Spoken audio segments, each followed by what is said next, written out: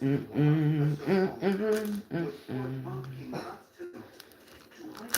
everything set up. Let's get our backup power pack running. Just cause. Backup power pack engaged.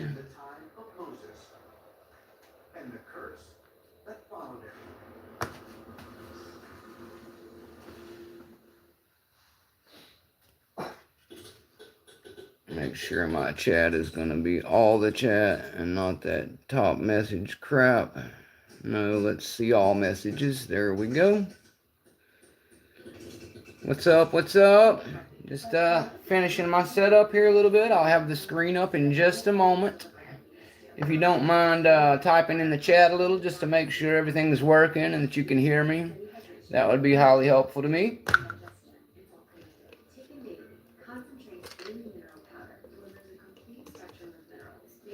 All right. I think I got everything over here. Cool. Let's go ahead and get this camera on. What's up, guys? Trying to get everything finished set up here. We're in the excellent Mr. Happy. Glad you made it. Glad that you guys can hear me. Had little technical difficulties with the volume last time, but so this time I just didn't mute it at all. I figured we'd have more luck that way. I'm just getting things fired up. I had to recharge my phone a little bit. I've spent about I spent most of the day out of town riding around with Papa Mick as usual. And I spent a lot of the time hanging out in the Lady Locks live. I don't believe they are finished over there yet, but I wanted to get things going. And I figured after giving them a good, 4 hours, thank you, Chuck Soup. I appreciate that. They are great friends of me over there at the Lady Locks channel. Did not want to do too much toe stepping on their stream. I very much enjoy hanging in the live chats with all of those guys over there. Oops, we had a little glitch there. Elijah 1, awesome. I was just going to ask about that, Chuck.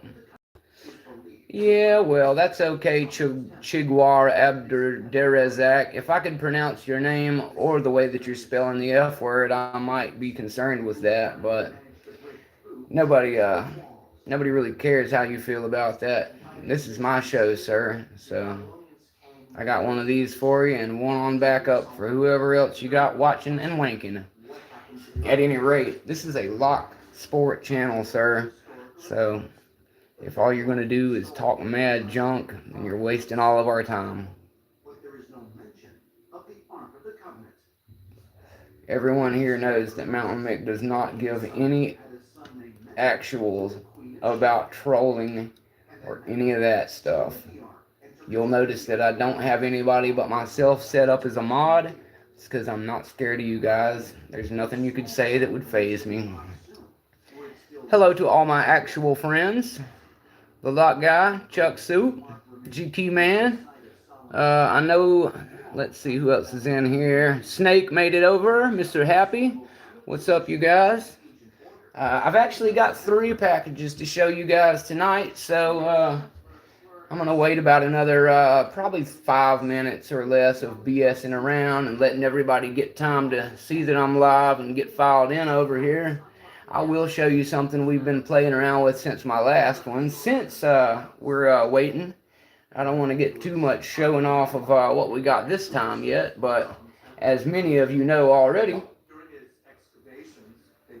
my good buddy Nick Matlac sent me over one of these guys, and I have been using it very much ever since. So, yes, it is package night. There was a package yesterday. This is blessed lately by my friends in the Lock Sport life. I've got my Maces and the Walkade card slid in the back of this bad boy here. So, much like many of my sets, it is a combination effort of Sparrow's covert instrument No, I am not retired military Mark Fitzpatrick. I wish that I could say I was, or that I was honored enough to serve our great country.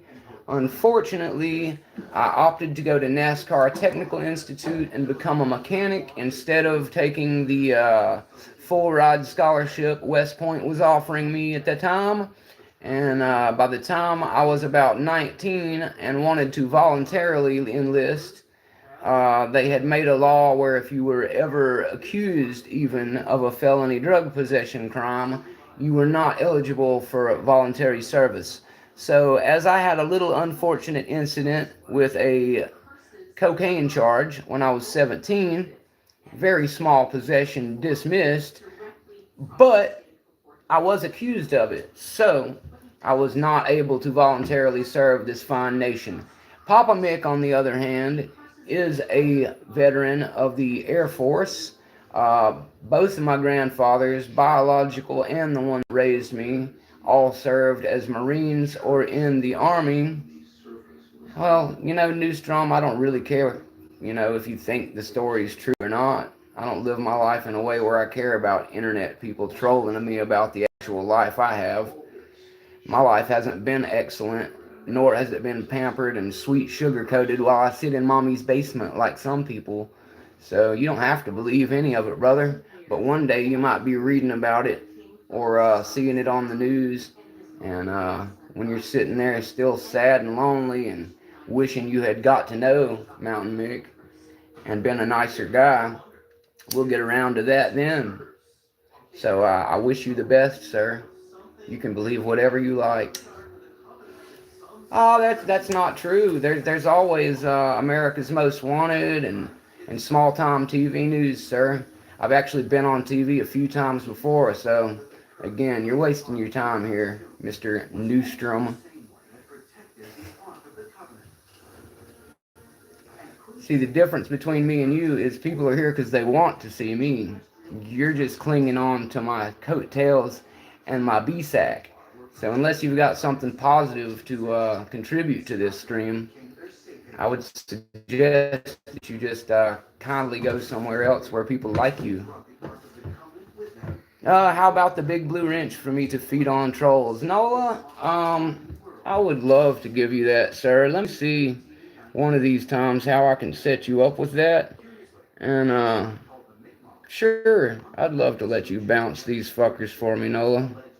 You tell me how to get around to doing that, and you can save me time and trouble. That's not even original, dude. You're just repeating the same tired stuff. Anyway, it further lets me know I'm doing something good to have you losers following me around now. When I first started out, there was nobody in here talking that level of smack hiding behind their screen, so I must be doing something right. I'm going to continue to ignore your sorry ass while I hang out with my friends, and if you make it an issue, I will be letting Mr. Nola deal with you and all the other, whatever, dude. I don't think that I have the effort to give two shits about meeting your ugly ass anywhere. So, keep dreaming, sir. Anyway, click on your name and select make moderator.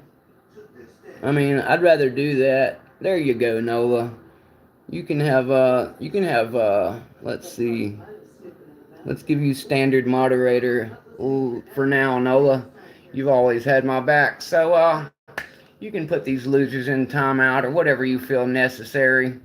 I appreciate you having my back. Yes, the devil horns are out, and Nola is the greatest troll ever, sir. So he's got so many accounts to rip and rape you left and right that you should probably not anger him. Mountain Mick is scared of confrontation. That shows how little you know about me, sir. Very little, you know. You can confront these nuts while you're in timeout. How about that? Moving on,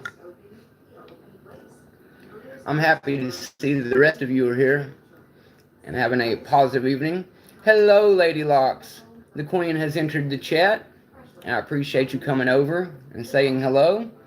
I'm dealing with my first actual troll attack, Lady Locks. They don't know who they're messing with. So I have appointed our dear friend Nola to be the bouncer of Mountain Mix live stream. And we all know he's very good at that. So I'm going to continue enjoying my fabulous life and getting on to enjoying with my friends these locks and whatnot.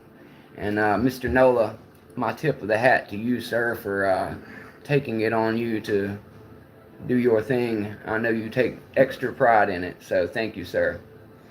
All right, hello, Mr. Waltcade, not too dead. Everybody jumping over. I think I'm already got the most people in here I've ever seen. I will go ahead and let the show go on, show you guys what I got. Because I am not one for stringing people along. Let's see what kind of goodies we got to hang out with this time.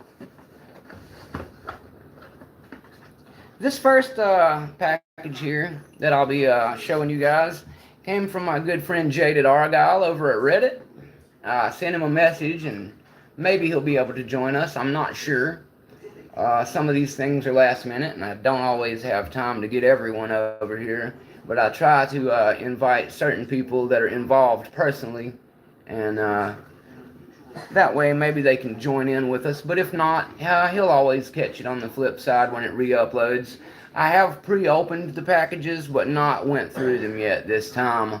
None of it was a super surprise kind of deal like I had with Mr. Nick Matlac. Though I have not seen what he sent yet. And I do have a package from him that did not come with the Reaper set. So we will see what's going on there. So anyway, out of everybody's eyes, so nobody's got to secondhand breathe through my phone. And I'll show you guys what my buddy JadedArgyle sent on over for me, alright? Check these bad boys out. They are something you may be familiar with, and something I've been greatly looking forward to receiving. It is basically a cool brick, so you can get on in there and do your Berserker challenge a little bit faster, and have a nice attack set up, where if you leave it in the block, you don't want to remove these bad boys, you want to actually leave them in this thing so you can go lock to lock to lock to lock and try to make your way through. Much like my boy the Lock guy used his strategy of using his Vice to win the competition that we held for 100 sub. Yes, thank you, Lady Locks. I think it's very cool as well. I'll have to double check with him where he got this. I think it may have actually been a Lockjaw item. Excuse me. I'm not positive if it was Lockjaw who made these or if it was a third party that he had take care of it. All the same, seems to be a very nice setup. And hello, Dirty Diana, welcome. This is Mountain Mick here, showing off some of my Lockmail packages to Lock sporting friends. We're very happy to have you. Stick around if you want to enjoy some lock picking and showing things off. Well, I'm glad you enjoy yourself here, Diana. You are most welcome to hang out with me and all of my friends. We are ever growing and ever arms open to all those who want to enjoy lock sport and have a good time. Whether you pick already or you do not, that is no real thing to us. Whenever you're ready to get the tools in your hands and start, we'll be happy to give you some advice on where to get them, how to get them, what to do with them, and anything else that you may be curious about. All the people in the chat, for the most part, are well-accomplished pickers that you will find from the Reddit to Discord to Facebook Art of Lock Picking scene. And many of them have YouTube channels as well. I recommend that you check on any of them and find yourself some more lock picking buddies. I also have a playlist that is labeled Videos from Friends, where I will occasionally ask a friend to let me show them off, and then that way they will have an easier time for people who are new finding a bunch more really cool, good people to enjoy lock sport with. That is what that is for. So if you get into the scene, are new on the scene, or if you've been here a while and do not have a video in that playlist yet, please let me know. I will be very happy to add a video of you anytime you like, so that you can join in all the fun with us, and so that all my friends can find you. All the credit for those videos will go to you, not to Mountain Mick. That's not what that's for. I do not get credit for anything that is on that playlist, nor do I want it. That's not the point of it. In the spirit of lock sport, I just want to bring people together. So, Lock Guy wants to know what locks are in the brick. Lock Guy, I'm not really sure. I'm going to have to ask either JadedArgyle, who sent me these, or maybe get my buddy Blue Scooby Wagon, who is excellent at lock ID. They seem to be just little small brass body locks, and the keyways obviously are going to be something you need to see too. That's what they look like. If I can even get one of them out of this thing, which I think will be very hard, I might be able to inspect a little closer. So I will get back to you on that. And when I figure out what's actually in these things, I will be happy to pass that knowledge on. Furthermore, I will be making my attempt at the Berserker very soon with these bad boys. I may do it on a live at some point. It won't be tonight, but I may give it a shot on live just for everybody to enjoy watching Mountain Mick fail, crash, and burn, and have a good time in the process. As many of you know already, I've got this crazy idea that I may try to use my maces to see if I can use, just because I think that would be a really cool thing to do, but it may prove impossible, or otherwise something that I should handle with regular picks. So we will see. Walt Cade, who is in the chat right now, for anyone interested in their own mace setup, Walt is the man with the plan when it comes to the actual mace case. If you see this beautiful 3D printed case that the maces are in, that's where I got them. And they only come out like that once you get them out. They are very firmly in there. That one only escaped because I slung it so hard. It's actually pretty good in there. So, and when it slid into the case by itself, they don't go anywhere at all. It was actually supremely well designed, and this for a long time was the only thing that I had for everyday carry, because in most real world situations where I could need an emergency kit, this is about all I would think I would need anyway. I was keeping it in the little phone in the back of my cell phone for the longest time, but when Mr. Nick Matlac sent me over this beautiful Covert Instruments Reaper set, and I saw the little card pouch, the wheels started turning, and I said to myself, well, I was already planning on carrying this guy for EDC. That was why I wanted one, besides the amazing turners and stuff. That's a whole nother video I just did, but many of you are aware of how excellent Covert Instruments turners, as well as the design of their pick profiles are. And in spite of what some people think, and because of my affiliation with Sparrows, people sometimes do not realize that Mountain Mick also has a place in his heart for Covert, a place in his tools for Covert, as well as for many other makers. So, in the interest of being better at lock sport, being better to inform my friends who are curious about other brands, and just being the all-around best lockpick I can become, of course I use everything. I buy and try, and I will continue to do so.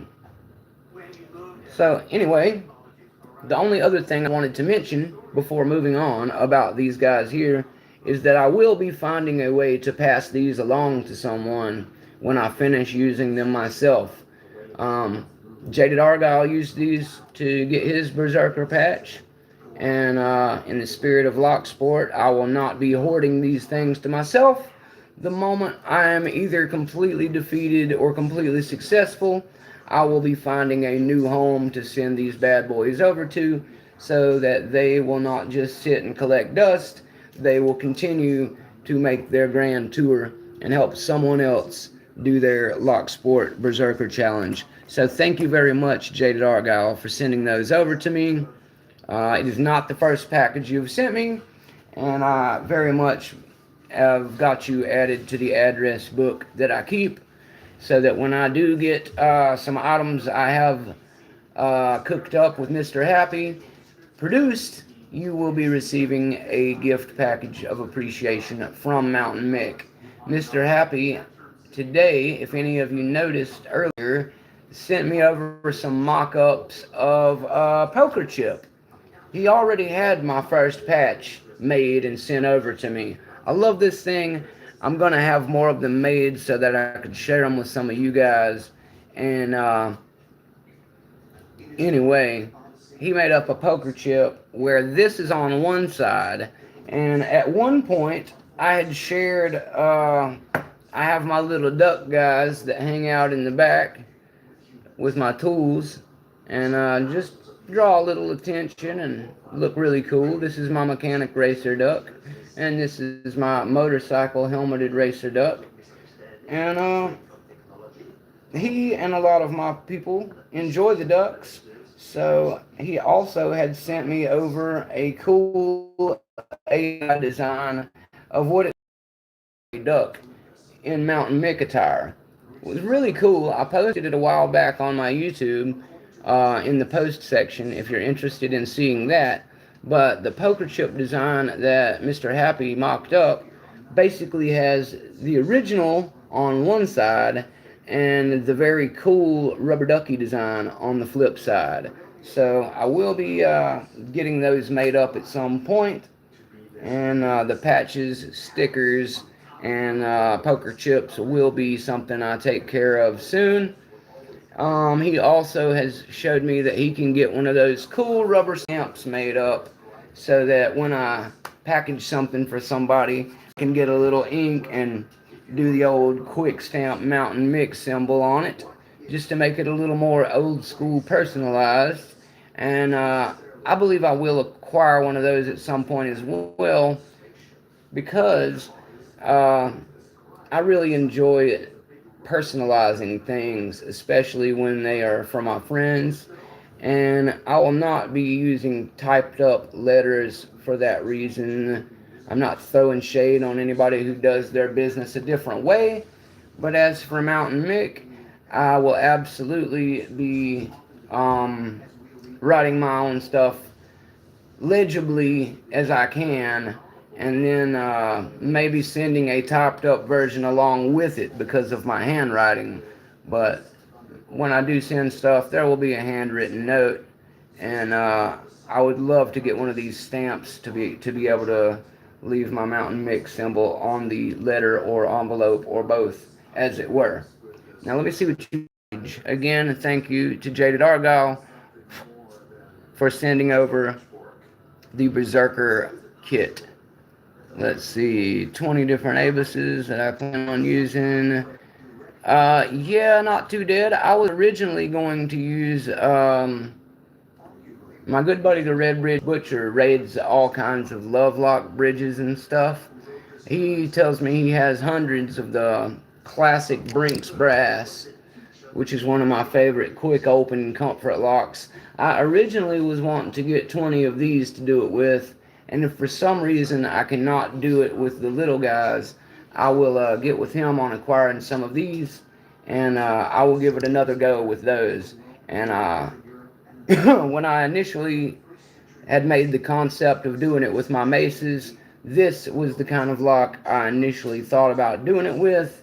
And these guys, I'm not sure if I'm going to even be able to fit my mace in these itty bitty keyways. So, if not, there is a chance that if Mountain Mick can acquire another 19 or so of these brass Brinks from one of his friends, or even if he can go so far as to buy a few multi-packs, I will do it again anyway, just for the fun of it and for content.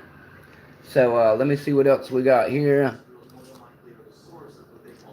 Spaz says, I was all set for Berserker until I realized you have to use the same wrench on everything. But I wonder if that applies to using the same wrench for both top of keyway and bottom of keyway. Nola says, yes, whatever turner you choose is the only one regardless. Yeah, but I'm not sure if you're allowed to use one and switch it from top to bottom, if you know what I'm saying. I think as long as you use the same turner and the same wrench, they probably don't care how you accomplish it. But I'm not positive about that. Not Too Dead says, Mick, do you have handcuffs? No, Not Too Dead. I used to have a nice pair of black Smith & Wessons about 15 or 20 years ago. I was not into lock sport at the time, but I was into magic and a few other things that I won't go into. Pretty not hard to guess what I had going on with them. Use your imagination. But for that reason, I did have an ex run off with the pair that I had. And I have never seen either the cuffs or her ever since. And I hope that it stays that way. Anyway, I don't have any cuffs right now, but I do have designs on getting some Shadow Club stuff, maybe some or some Peerless to get started. Me and Dean P have been talking about that a lot. I really enjoy watching him and you guys and Rock Out with your Lockout all do your thing with the Shackleman challenges. And I will very much like to join you in the fun and games there. Mountain Mick is a lover of all tools and all challenges. I don't have them out here right now, but I recently got the Black Flag set from Georgia Gym, so I will also be trying some dimples very soon. And I don't want to spoil what I'm showing from Dean, but we're about to get to that, so I will just get to that as soon as I finish reading through the rest.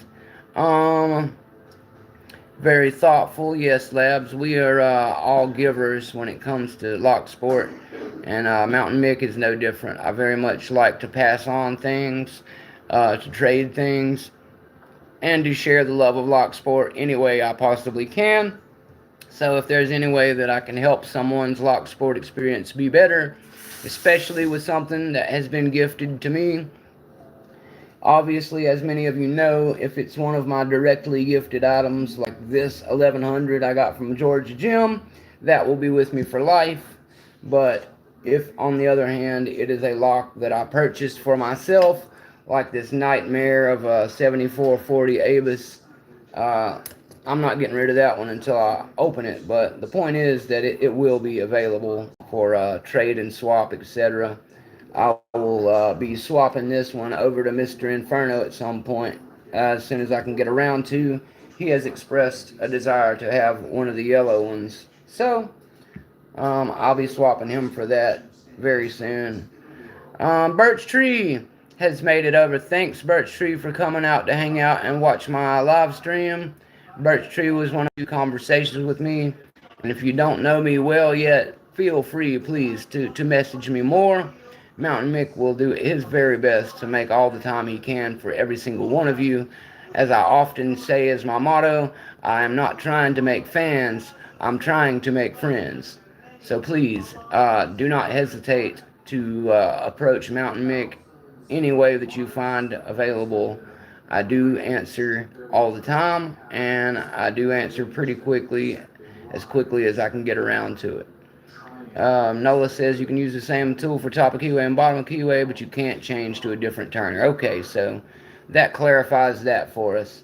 For anybody curious, you can, during the Berserker Challenge, use the same two tools only, but you are allowed to switch between bottom and top of keyway as long as you're using the same turner. Alright, now we will be showing off something that I got from Dean.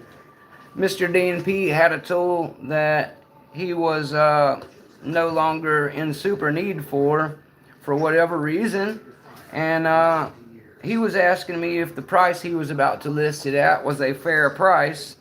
And because I already knew he was in the process of trying to get himself some more funds to invest in some cool new stuff for his own channel, I did not let him make it that far. I said, just sell it to me, buddy, because I need it. I want it. I want to add it to my ever-growing collection, and I would be very happy to make that happen with you, so you don't have to go through the drama or deal with anyone you don't feel good about trusting, and so you can get some more goodies, and so can I. So thank you very much to Dean for asking me about this first before he went listing it and stuff. I was really happy to get this item I'm about to show from him, and it relates to what I was talking about just a moment ago. So without further ado, this is what I bought from Mr. Dean P. I will not go into the specifics of our deal because that is just something I was raised to be rude about, and not something I will do. But yes, this is what you expect it to be. It is the Rose Disc Detainer pick. I do not have a lock to use it on yet, but I was really excited to hear Dean say he had one that he was hoping to get rid of. And even though I probably could have got Sparrows to give me one of these guys whenever I get over to doing the tattoo deal, I didn't really care. If I were to get a double, I would send him one back. That's because that's the way me and him in our friendship are, and he is a great guy. If you don't already know Dean P, please go check out his channel. He is an amazing guy, an amazing friend. He is a Shackleman Club guy as well, and I do everything I can to get over there, watch him, and support him as much as possible. So there we go, people. The classic Bosnian Bill, lock-picking lawyer, and Sparrows community collaboration. And I wanted to get it to further represent what I always try to bring to people who have forgotten the truth in lock sport. Lock-picking lawyer and Bosnian Bill both are amazing pickers and personalities. I have long since been a fan of both, maybe before they even worked together. Many years before I ever held a pick in my hand, Bosnian Bill was the first YouTube picker that I really got into watching, and many of you, I'm sure, watch him as well and know about his work. So when he guest hosted having Lock Picking Lawyer and they did a series together, that was most entertaining part of that for me, and seeing them design this tool was great for all of lock sport, because when they made this thing probably 10-ish years ago, there was not much on the market like this that existed. Everybody was still basically building their own and using one of the classic, you can still get style Chinese DD picks that you still see people use often. I am aware that it's only able to tension one certain type of lock. That really was not my concern of any type for many reasons, as I have already went through most of them. I really wanted to add it to my collection because I now have the Black Flags and the DD pick, and they are some of the more expensive items from Sparrow's arsenal. And I was hoping to one day end up with both, as well as hoping that eventually I would get to a point where I was a decent enough picker to branch out to some. Originally planning to go see if I could hunt down Nigby and get one of those really sweet Nigel Nigby, really awesome lever sets that I'm sure you guys have seen. Lock Spaz is heading out. Thank you, Lock Spaz, for dropping by, my friend. You can always check back and see the replay or something, brother. Life goes on. I really appreciate you coming out to support me, brother. Thank you so much. So, yeah, I had made a deal with Dean so he could get some more goodies. Shout out to you, sir. And I was really just super stoked to see that he still had it in the case with all the goodies, and he gave me a pretty good price on it. Like I said, even if it had, I would have had no problem throwing him some extra cash. He's a great guy, and I was already trying to get something together to donate towards him because I enjoy his channel so much, and we always try to help each other out. That's what Lock Sport's about, guys. So the community here, it turns out, is one of the most fantastic things I've ever had in my life. Many of you already know that. And Bunty, this is a Lock Sport channel. I'm a lock picker. Um, Sorry, it's hard to tell because of this current camera angle, but I've got a ton of picks over here on the table, a ton of locks on the table, and I will be picking later in the video, but for this live stream, this is about the Lockmail I have received today. So I'm just showing all of my lock sporting buddies what we now have to have fun with. Oh, no problem. You're welcome to hang out, like, subscribe if you like. There's lots of good lock picking content on my channel, and I have a playlist where you can find a multitude of other friends and pickers to get yourself into lock sport as lightly or deeply as you like. God bless you as well. Thank you for being polite, dropping by, and you're welcome to stay and hang as much as you like. So let me see what else everybody else says real quick, and I'll show the rest of the goodies Dean threw in. Because while I will not be telling the full details of the package, I only paid him for this part. Everything else that I'm getting ready to show you guys, he sent me out of the kindness of his heart. So big thank you to Dean for that. Just to further show you guys the kind of lock sport love I'm talking about, Dean is a brother to me, and once he knew that this was going to be a for sure deal, he began to scour his house for all kinds of other goodies to send my way. So big thank you to Dean for that. And now I'm going to show you the other goodies that he tossed in there just for me to enjoy. So first and foremost, he sent me more paracord than I've ever seen in my life. It's black. It's awesome. It looks like some really good stuff. And it appears that either him or somewhere he got it from has braided it into some really cool knot stuff. I was a Boy Scout when I was younger. I got the Arrow of Light in Cub Scouts, which is the Cub Scout equivalent of the Eagle Scout. Unfortunately, I was not able to stay in Scouts long enough during that age of my life to make Eagle. I would have loved to, but I was playing guitar, doing church, doing football, socializing with females, and getting myself into all kinds of other things while doing honors classes and working on cars as well. So I really had overburdened myself, hit some burnout, and it was time to let a few things go.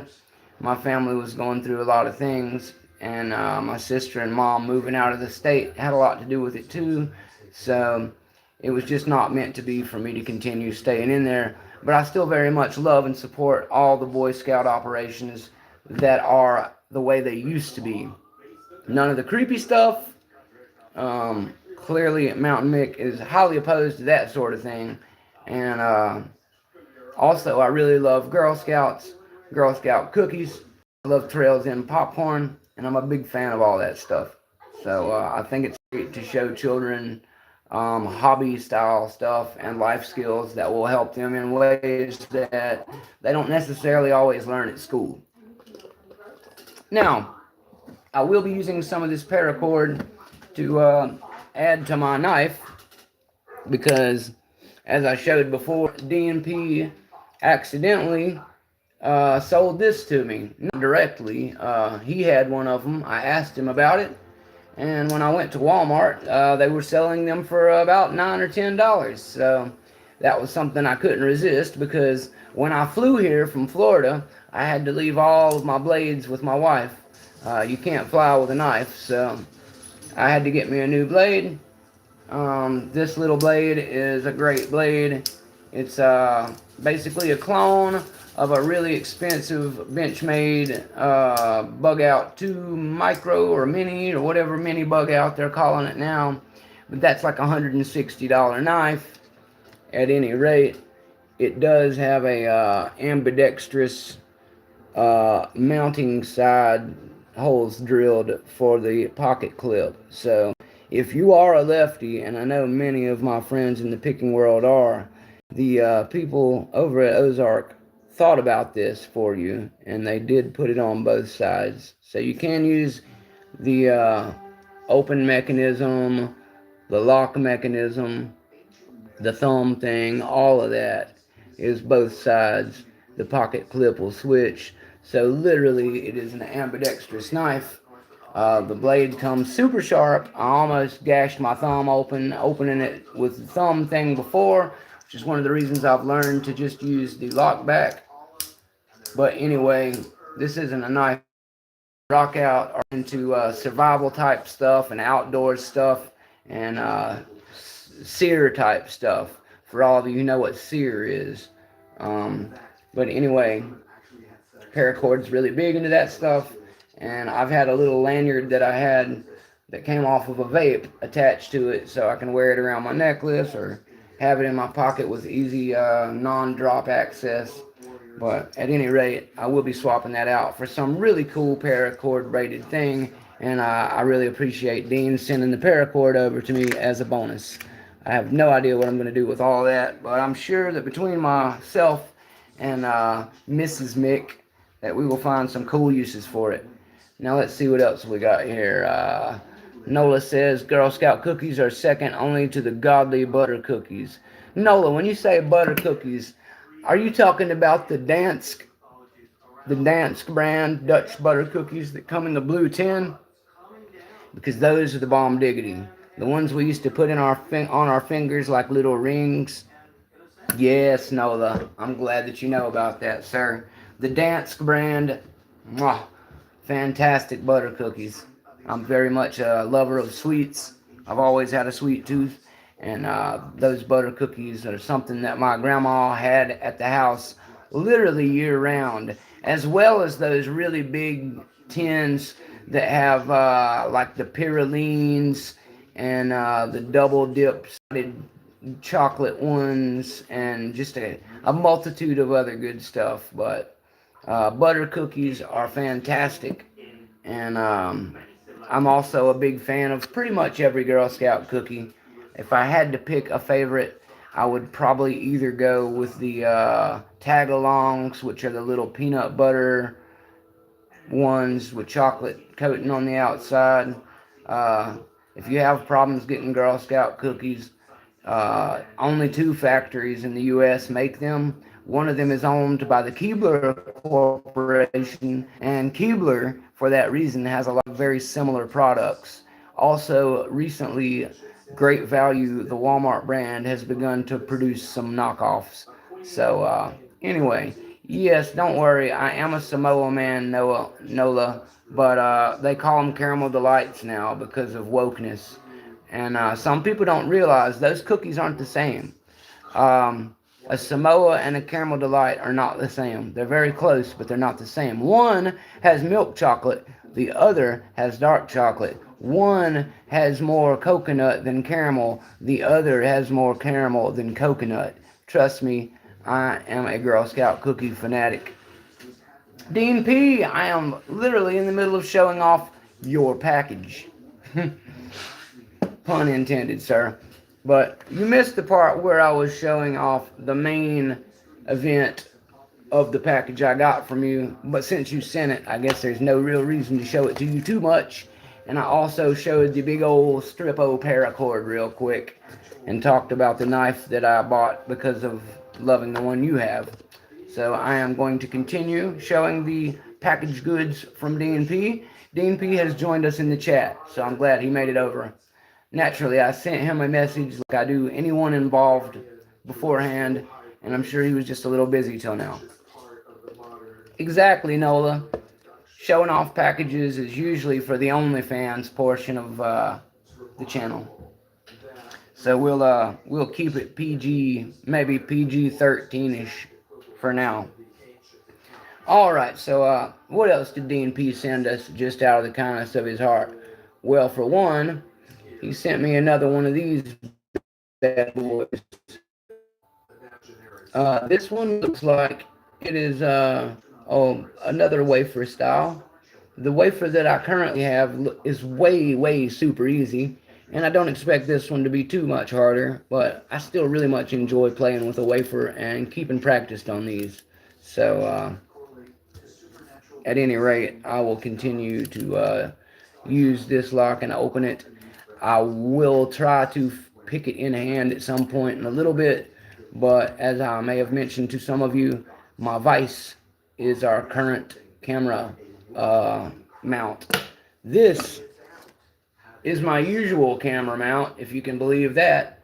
Some of you who think that I sound like I'm in a bowl or I'm in a hallway, that's why, because the microphone will be down in here sometimes, and that's also because the other phone is the one I usually use. It has a better camera, but the Wi-Fi is not working at the house right now. So typically, I would have you guys in here and tilt it a little bit. I've got a lock in there as a way to kind of aim it the way I like.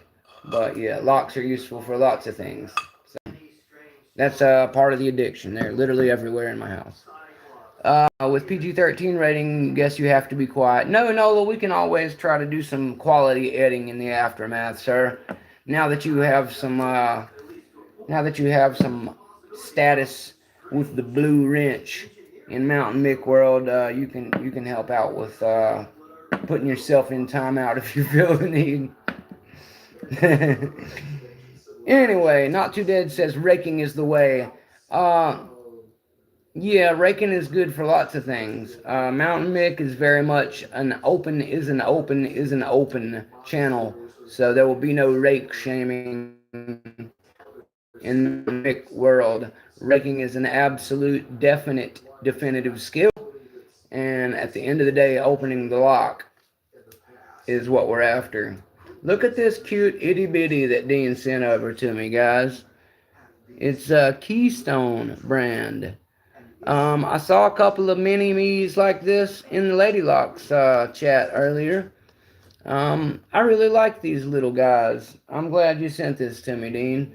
I can put you guys for a second. Oh, some of you noticed, and on Reddit, people notice from time to time. I've got one of these little miniature master locks that I got from my Greg Potter set. I picked it when I first got it because I don't have a key for it. But that's okay. I didn't care about having a key for something like that. So I picked it when I first got it, and I put it on the zipper to my Sparrow's case, and it has lived there ever since. Often get comments about it. I really love that little thing.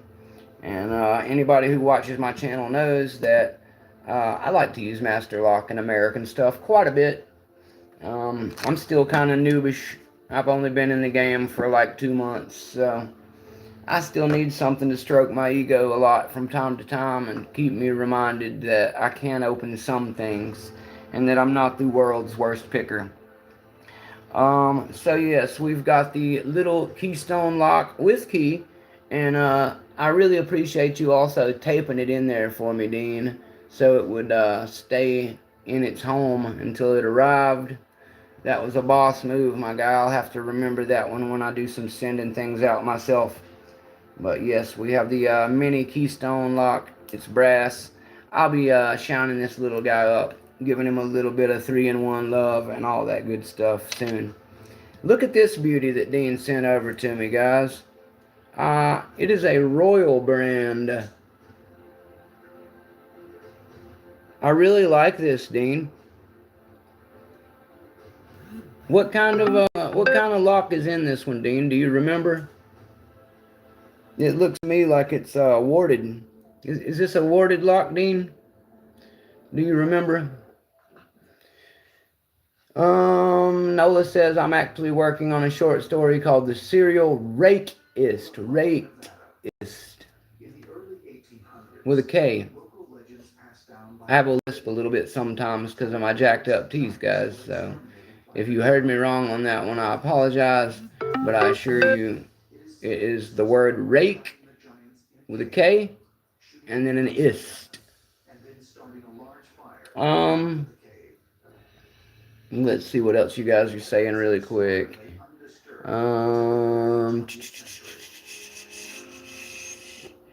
Oh, it is a huge package, NTD. It's not really about the size of the package, though. It's about what's inside and how it makes you feel. A great friend and brother who has never let you down. Truly spoken, NTD. Dean says that it's been ages since he picked it. He doesn't think it's awarded, maybe a wafer. I don't know, guys. I'm going to show you the keyhole, and you can weigh in on that yourselves. A glance down there myself has me believing it is awarded, but I don't have any warded type tools yet. I don't have any jigglers of any kind yet. I want to get that warded and wafer set from Sparrows pretty soon. But at any rate, I can't tell from looking down in there either way, but it's definitely a warded or a wafer. It looks more like a warded to me, but what do I know? All I know is if I had the warded wafer set from Sparrows, I could definitely rack that baby open with one or the other. Alright, so the next thing I'm going to show is something I specifically asked Dean for. Dean is a masked fellow on his channel most of the time. Now, Mountain Mick doesn't spend much time covering his face on the channel. I started out as a hands channel, and I quickly realized that because of some of the camera angles I need to use so I can see the chat, and because I've never hidden myself in my life for any reason, I decided that sometimes I would be showing my face anyway. Whatever anybody else does with that is at their own discretion, for their own safety and their own promotion, or not promotion, as it were. And so again, no judgment is done on Mountain Mick. But Dean's got a bunch of bandanas and a bunch of shamog. I'm not even probably pronouncing that right. Shamog. If somebody wants to spell that out in phonetics for Mountain Mick in the chat, maybe you can help me pronounce shamog or shamah, or maybe it's a ha. I don't know. The Arabics can get really... My good friend is from Turkey, my best friend Bulent, and I'm sure he would have an easier time telling me. Is stocked up, and as I've often said in my channel before, I am a Kawasaki lime green freak. I never flip this over much, but I'm going to show you guys really quick. I wear it for the lime green most of the time, but it is flipped over backwards. It actually says legally medicated by, and then there's a True Leave symbol on there. True Leave is one of the biggest dispensaries in South Florida, and I very much am a supporter of shamog, is the phonetic Dean put in there, so he would know. He's got more of them than anybody I know personally. So a shamog is I forget. I can't really explain it to you guys well. Just Google it. It's kind of like a neck gaiter cover thing that will also pull up over your face. It's really good for keeping the Florida sun off the back of your neck while you're working on a roof all day. And it's also really good for keeping sand out of your lungs if you're in a desert environment. But at any rate, Dean was nice enough to find a bandana of my favorite color amongst his collection. Now, I'm very stoked about that. I hope he didn't put any knockout juices or gas on this thing. If you see Mountain Mick pass out, it's because he's been using this rag for some other stuff. But at any rate, I finally, thanks to my boy Dean, have a really cool lime green bandana in a paisley. Shaka Raka, my friend Dean. You know I'm a Shaka man. I love my Cowie bikes. And I really appreciate you sending me the bandana, because you would not believe how many bandanas I've flipped through in stores in South Florida trying to find myself a beautiful lime green one. I saw somebody with one day, and I almost tried to buy it off of him on the spot because I wanted one so bad. And of course, he didn't want to part with it, and he had sweat all in it at the time anyway, and it was probably nasty and disgusting. But he did have one, and I'm going to go ahead and rock this bad boy for the rest of the stream in honor of my boy Dean. But I won't be putting it over my face, because I will probably pass out from heat alone if I do that. But anyway, thank you, Dean, for sending me my favorite color of bandana. Mountain Mick really loves it. So, Shaka Zulu to you, brother. Alright, let's see what else Dean sent over to me. Dean's going to have to give me a little better idea how this shim here works. I believe it's a shim, but I'm not sure 100%. But that's one of the reasons I like to invite my friends over, like Dean. It's called an X-ray leech. Okay. Perhaps you could tell us. Knoxlaw, thanks for coming by, brother. I'm glad you enjoyed the stream. There'll be probably about another hour's worth of it at this rate. Check it out whenever you get a chance if you can. I really appreciate you coming out to support me, Knox. I was looking forward to seeing your next couple of videos and streams, so be looking out at your channel very soon as well. Appreciate you coming by. A shamog is in all my kids. Not too dead, says. Let's see here. I went through a period of collecting shamogs and bandanas. I usually got them for free. That's cool, Dean. Walt says incognitive. I'm surprised Dean sure looks like awarded. Yeah, it does to me. Like I said, I'm no expert. We'll figure it out. Nola says Miss Nola swore him to not doing a face reveal. Being a demigod southpaw, a face reveal would bring in too many groupies, and I don't need panties showing up in the mail. Yeah, Nola, I can totally respect that. I did not ask Miss Mick's approval. I probably would have got shut down if I had asked. Sometimes it's better to ask for forgiveness than it is to ask for permission, is what I have found in life. And Mountain Mick has made it very clear, if you look at his description on his channel, that he is very much happy with the love of his life. And having female friends is something that he will barely entertain, but it's preferable that they be married and happily married, because we can maybe double date or something at that point. But make no mistake, Mrs. Mick is a firecracker. She is a very possessive lady, and slasher films and horror are her entire life. She spends most of the time watching murder porn type stuff and all of that jazz. So I really would not, it'd be in your best interest to be friends with Mountain Mick and not pursue any further than that. Thank you for respecting that. That goes for you too, fellas. I'm sorry, but she is possessive also about me when it comes to all people. So if you thought maybe that it would still be okay for me to have a little down low action with the boys, no.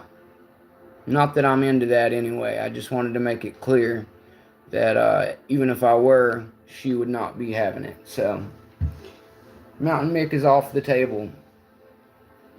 But we can be really good friends. Now, Dean has got this thing.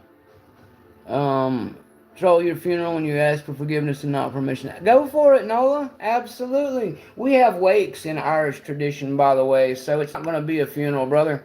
it's already going to be a bunch of drunk micks running around talking good and bad things about me, and everyone leaving completely smashed.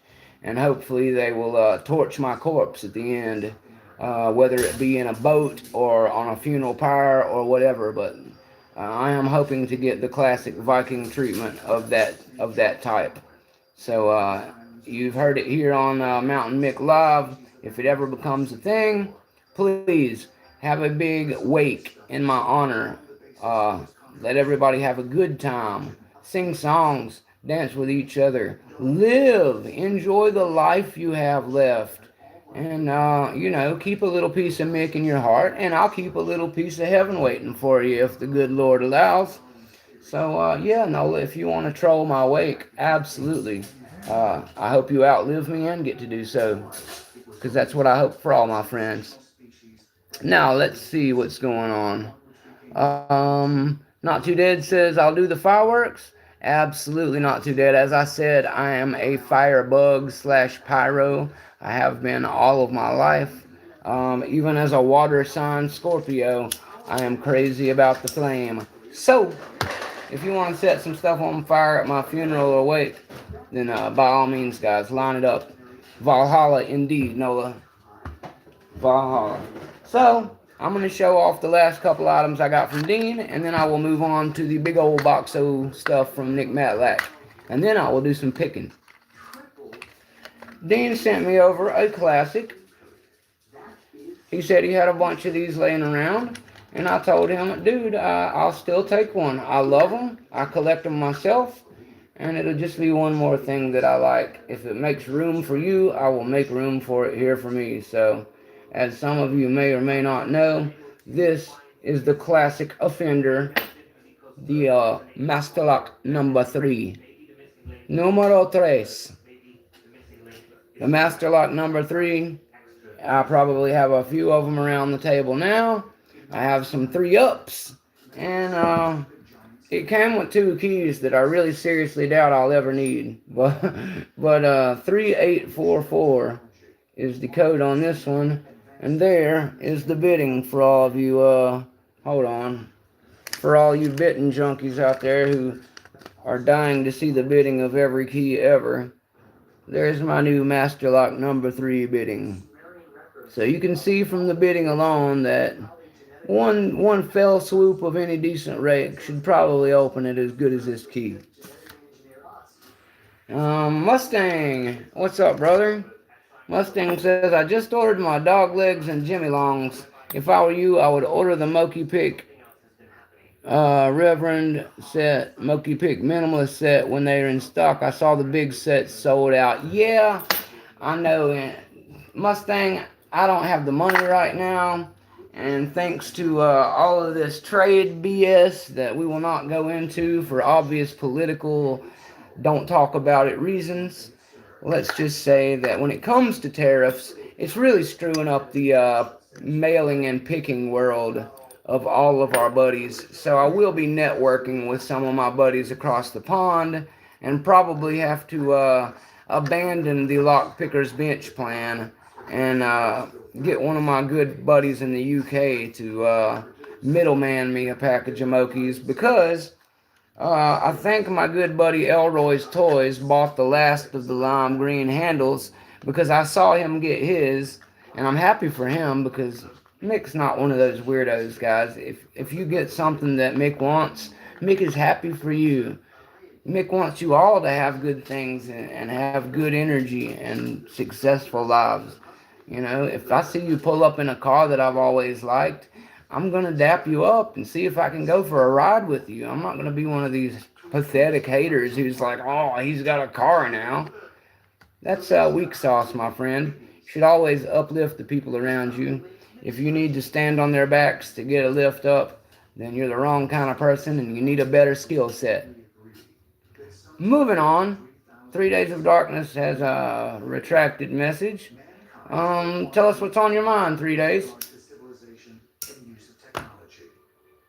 And thank you, Mustang, for pointing that out to me and bringing it to my attention.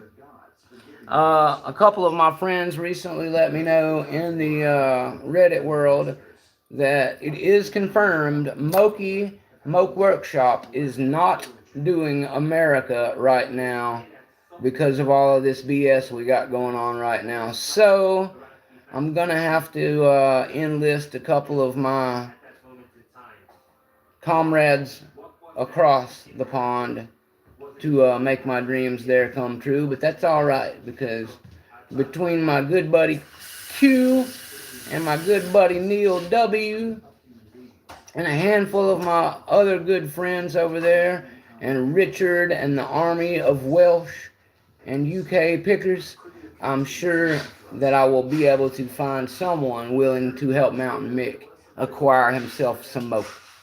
So, naturally, I will pay them back in due kind with any goodies from this side of the pond that they are getting ridiculously ripped off trying to get, which will include but not be limited to Jimmy Longs, Peterson, Sparrows, Covert Instrument, South Ord, Southern Specialties, Greyhound, etc. We have a lot of great makers in America, and it's a shame that our buddies around the world are having to deal with an extra $60. $60 just to cross the border into Canada. So that means, you gotta order a package that's worth even having, because God forbid you only want to order like 2 or 3 picks, and then you're talking about paying more in shipping and tariffs than you're paying for the picks, which is, ridiculous. Nobody's gonna do that. So, at least most of us live in a place where we have a maker nearby. But for the ones who don't, I feel bad for you guys. And again, Mountain Mick is an international channel. So that's why all of my contests and channel stuff is always going to be international, guys. If I can't find a way to do it for all of you, I just won't do it, because I'm not going to be that guy like some of these companies who are way bigger than me. And maybe that's part of the reason. Maybe they, incur a ton more expenses sending out thousands of something as opposed to 1 or 2. And I get that. But they're also, on the other hand, making money off of thousands of people, whereas I'm not making money off of anybody. So, I don't know, guys. It's just a sensitive subject for me, because I have so many friends in Canada, and the UK, and around the world. I've got friends in Israel, and friends in the Scandinavian countries, and just can't believe how hard they're making it for some of my buds to get their pick on. It's really just, it burns me up, because the closer we get with technology and logistics uniting all of us, the further we seem to get from actually using it properly. And it's just ridiculous to me. Let me see what you guys are talking about. It's all right, Dean. Sometimes one sneaks out on you. I've had that same problem many times, bud. Nola says, oh, I'm sorry. Knox says, I've been looking for hazard manufacturing for Moki handles. I'm not sure about hazard manufacturing, Knox. I'll have to ask you about that afterward. Nola says, I'm partial to Southern Specialties and Jimmy Longs for American picks. Well, Nola, if that's the way you feel, then you're going to love this set over here. It's off camera right now, but check out these beauties here. This is a Jimmy Longs tool roll, naturally, and it does have the gem hooks, both in 19, and then if you get down to the taped ones there, because I don't have the cool Jimmy beads yet. I will be getting some, but I just wanted to be able to easily tell them apart from each other. So these 4 are the gem hooks 19, and then the addition of either the short or low, whichever one's not in the set, I added that one too. And then the other 3 right there with the little bit of tape on them, those are the 15 size ones. I ordered those specifically because of this mean little guy right here.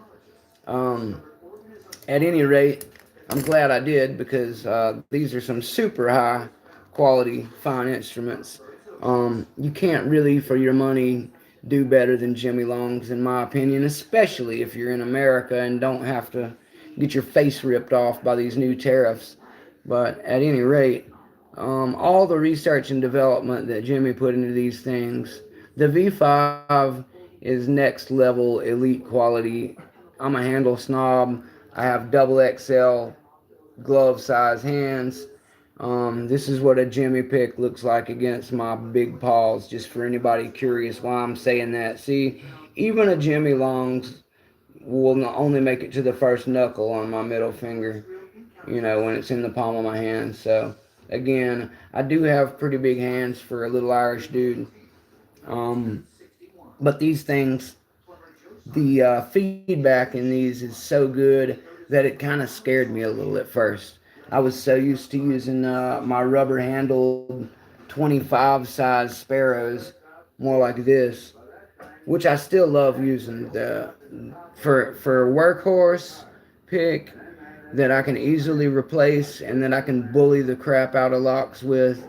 Sparrows is my go-to for that kind of stuff, for most of the reasons I just told you.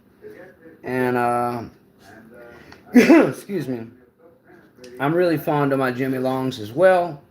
But if you look further down, my good buddy Delbert, who some of you may know already, Delbert was a saint, and he sent me over my very first set of Greyhound picks. These are the dog legs, not the heavy ones. Let me pull them out and show them since we're talking about them real quick. I love these things. I've been playing with them a ton since I first got them. I'll be picking with them a little later tonight too, if I can remember to. And I made a little mini series where I put my shrink wrap handles on them. I have them on there to where my beautiful etching is not covered up, because the people at Southern and Greyhound did a really good job with this really nice dog Greyhound symbol on it. And my camera on this one's terrible, guys. I'm sorry, but if you can see it better in my other videos, you will. It's got both sizes printed on it. So on one side, for example, this one says 0.020 inch, and then the other side has 0.5 millimeter. So it has both types of sizes on it.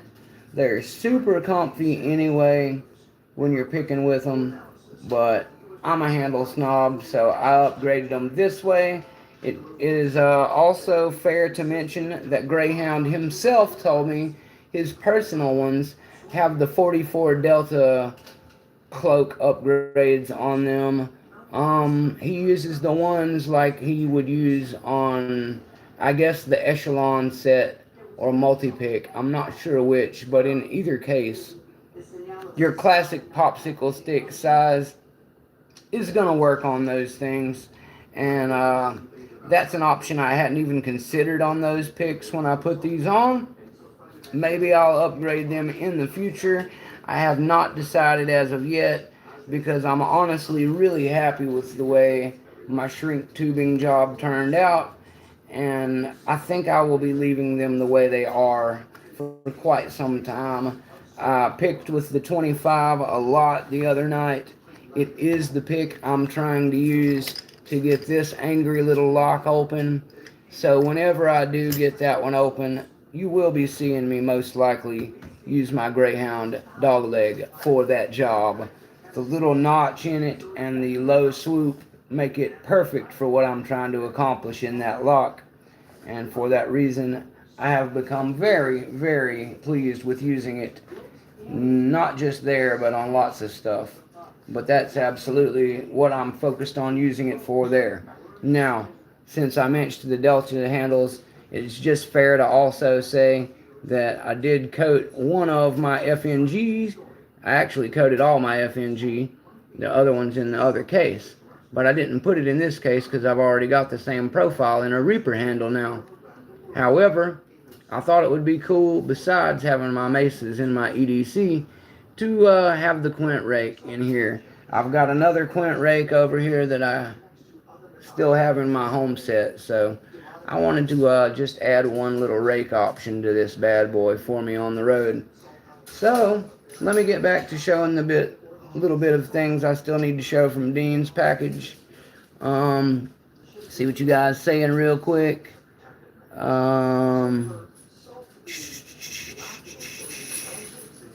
Okay, I'm back where I need to be.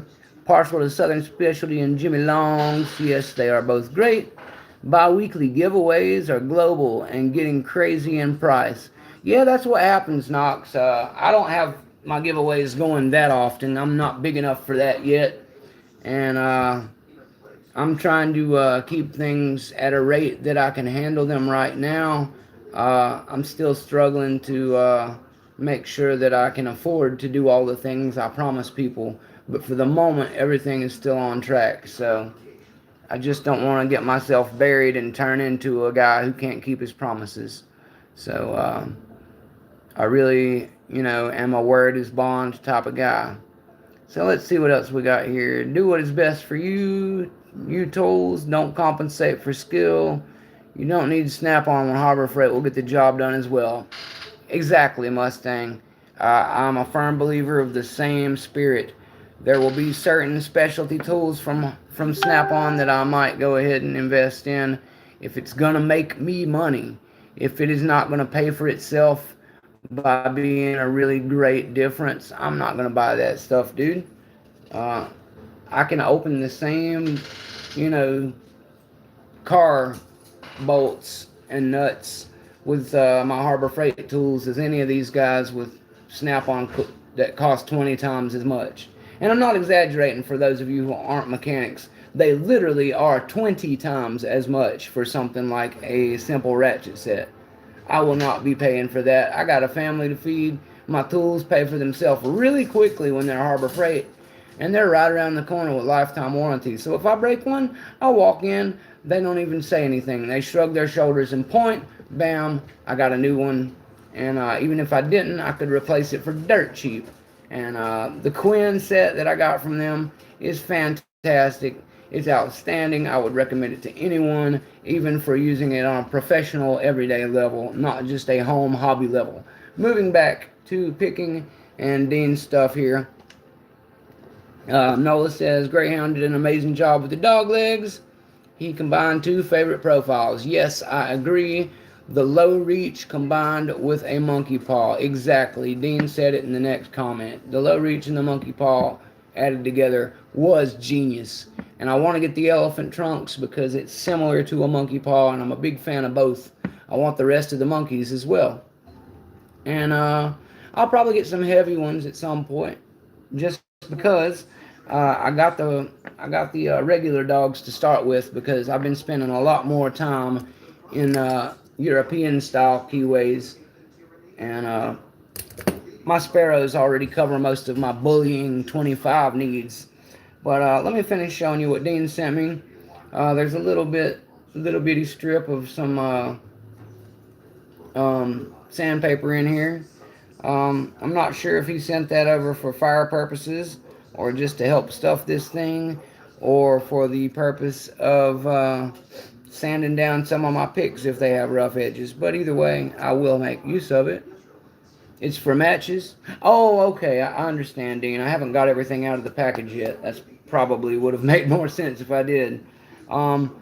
He's got a rudimentary saw blade in here that can be used for cutting your way through zip tie style handcuffs and things of that nature, as well as just having some other handy uses. I'll be using my gloves if I use this bad boy. I'll probably oil it up with a little 3-in-1 later, and then I will wire wheel it when I get my next chance to get to a wire wheel. I haven't showed you guys what I'm getting these things out of. He sent me this really cool waterproof stash pouch thingamajig. He could tell you better the name of this thing. He says the TPI saw blade can cut rebar. Oh wow, I didn't know it was that strong, bud.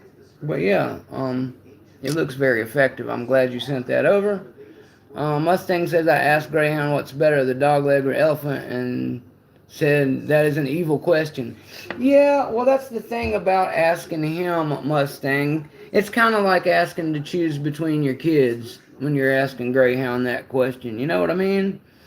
Of course, he loves them both for different reasons, so it's kind of like asking to choose a favorite kid when you ask him that. So, while he will help you choose lots of things, you're probably going to do better asking your buddies in here what they think would be better.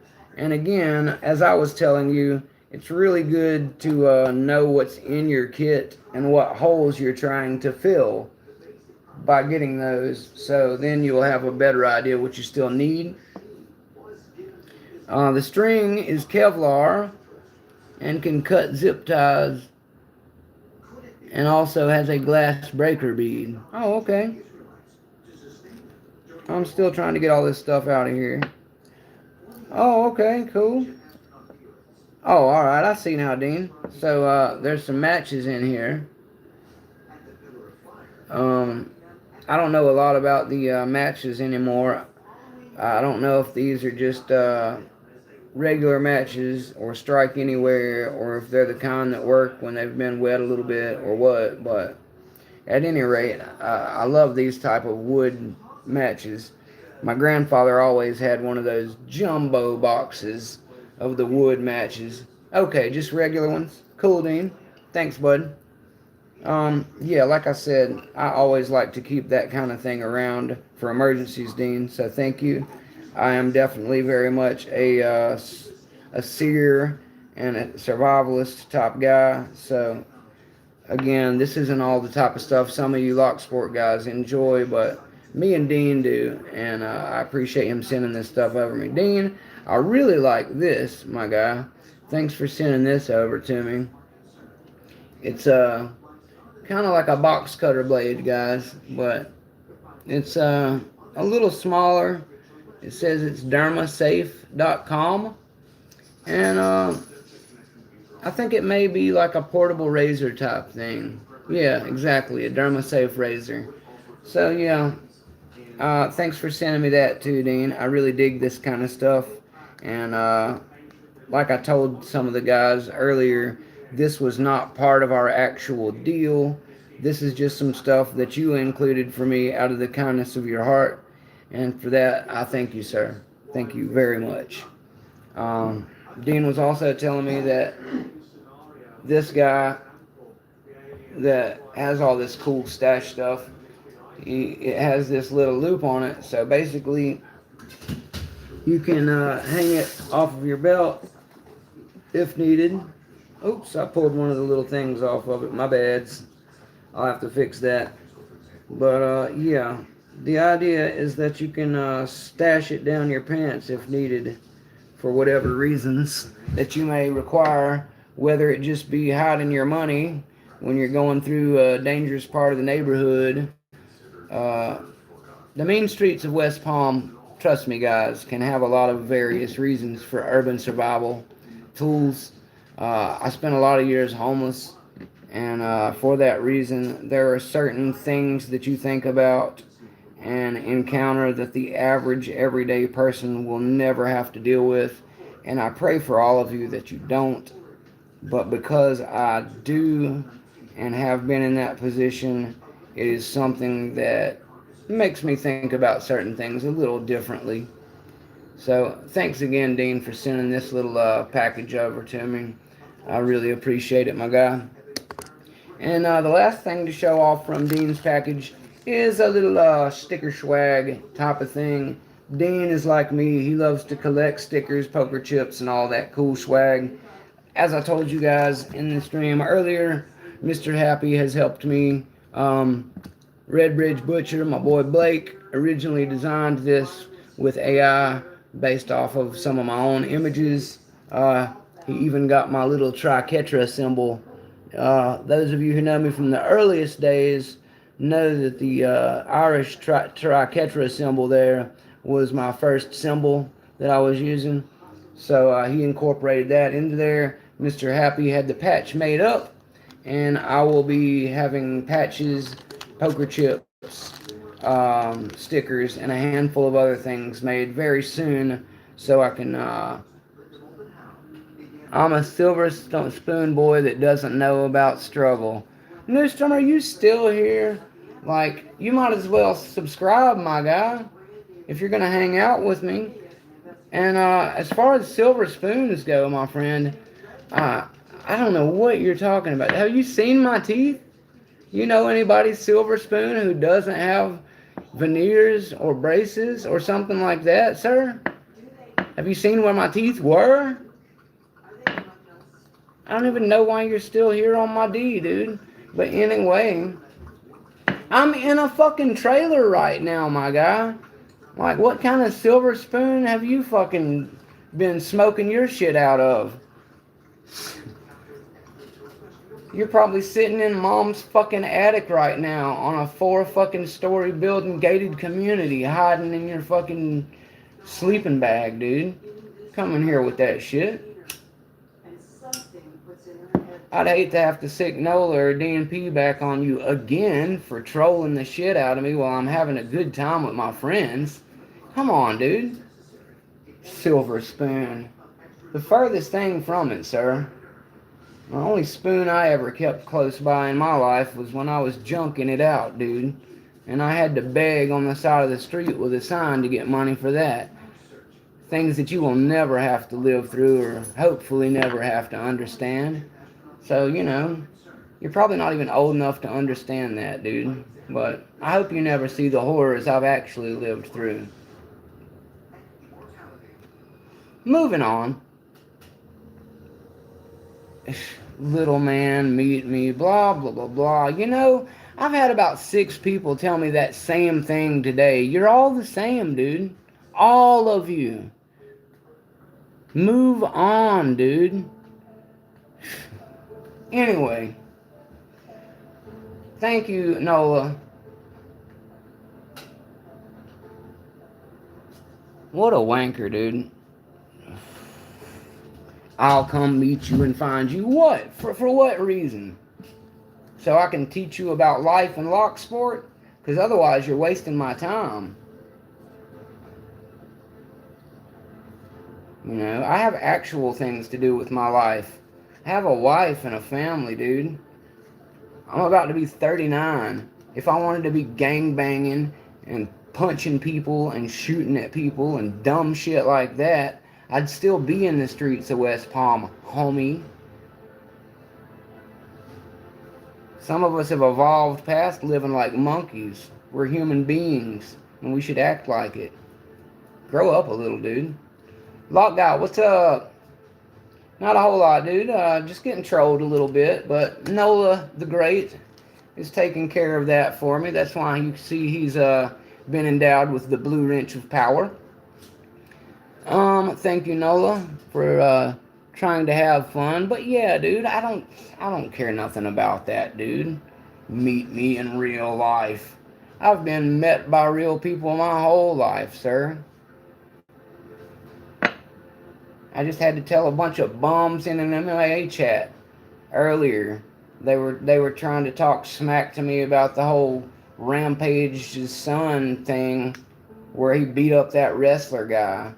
And they keep trying to clap back at me about fighting and guns and stuff like that. And I'm like, dude, everybody's a G on the keyboard, dude. Like, how you gonna shoot me through the phone, first of all? And why do you think I care? I used to fucking want to die for a while as far as that goes. You know, maybe you should have caught me 10 or 15 years ago when I was younger and dumber. We could have actually met up. At this point, I don't waste my time with such nonsense. I actually found some things to live for. I've got nieces and, you know, nephews and family, people who care about me, good friends in lock sport. And we're going to get back to talking about that. So here's some cool stickers and swag that Dean sent over to me out of the kindness of his heart. This is a very cool Greyhound poker chip, which makes my second Greyhound poker chip. I think I have the other one sitting here close by.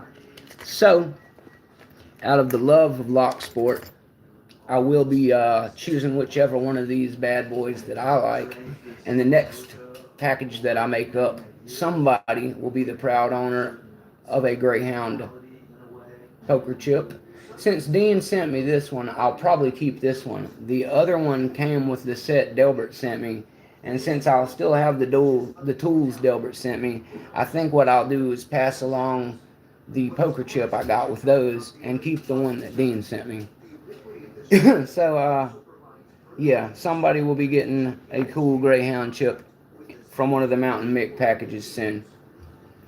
Oh, don't be jealous of my swag, Western Massacre Lock Sport. I'm not sure which swag you're talking about, brother, but you know that you're family. I'll try to keep you in the loop of anything I have doubles of or anything like that, my boy. A big shout out to Western Massacre Lock Sport. Most of us know him as Cheese Grits and NyQuil. He was hanging in the chat with us at Lady Locks earlier and got him a big boy shout out from the Queen. And hopefully we're going to flood his channel soon with a bunch of people, because I go over to his lives and hang out with him, and he isn't getting enough pressure yet, guys. He's one of those guys who picks on camera on his lives, and he doesn't have enough people watching him yet. So I want all of you, next time you see him doing his thing, to run over there and chat with him and distract him and heckle him and do all those friendly things we do for each other, so he doesn't get bored or fall asleep while he's picking. I'll be there. You can count on that. And if it's just me and him, we'll just have a private Mick and Grits party. The rest of you are invited, as always. On the lighter side, you picked your first dimple today. Green level canard pick. All right. Nice stuff, Grits. I still got to get a hold of a dimple for myself to pick, but thanks to Georgia Jim, I do have some flags now, so maybe soon I'll get on that. So I'm going to show these other stickers by Dean real quick, and we're going to get into my other package, because I'm getting a little behind since I keep getting distracted by wankers. Sorry for my English buddies. I know that that's a little more of a foul language thing where you guys are, but if you could see this guy in the chat, you would understand, mates. He's got no respect, and Nola the Great is doing his best to keep him from distracting us from the real matters at hand. And I appreciate you for that, Nola. Thanks for asking. I was more than happy to give you the wrench of power, sir. Use it at your discretion. We got us a cool Greyhound sticker. Again, I believe I have one of these already, so you know what that means. Much like the poker chip, it will be dispersed through some Mountain Mick package love to some other folk, because spreading the love of lock sport is what we're about at Mountain Mick. We do not hoard goodies, okay? I do have a lot of stash here that I've collected from friends sending me stuff, admittedly, but that's all stuff they wanted me to have. I didn't beg for any of it, and I feel very blessed to have every bit of it. And anytime that I can help others in any way, I will be more than happy to pay it forward and back, because the love of lock sport is what I'm here for, guys. All of you is what keeps this thing going. And without you, I would just be another dude sitting in his chair, picking by himself, and hanging out with Papa Mick and my wife, depending on where I'm at. Which also is excellent. I'm just saying, I really do enjoy having you guys in my life, so thanks for all of you. You tuned in right as Mick gave the thumb tautness check. All right.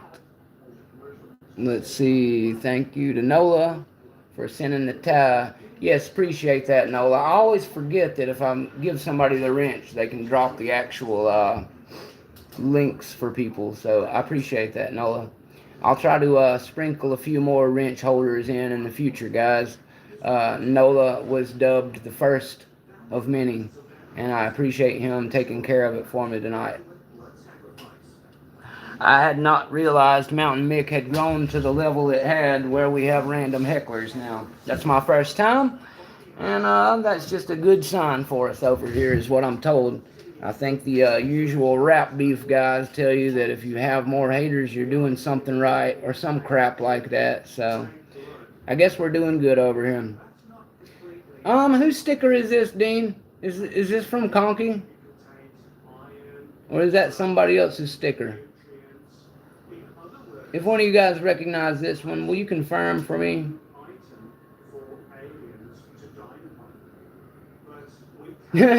Western Massacre Lock Sport says he'll never forget me just hammering the heckler party, standing ovation. Or maybe he's talking about Nola. But yeah, they don't know what they walk into sometimes, Grits. We are professional DGAF around here. So I think a lot of them forget that Mick was trolling on AOL 2.0, 28.8 kilobyte per second telephone dial up, okay? I used to be mail chat bombing people and using downloadable stuff to send people pictures of emoji wangs and things like that, you know.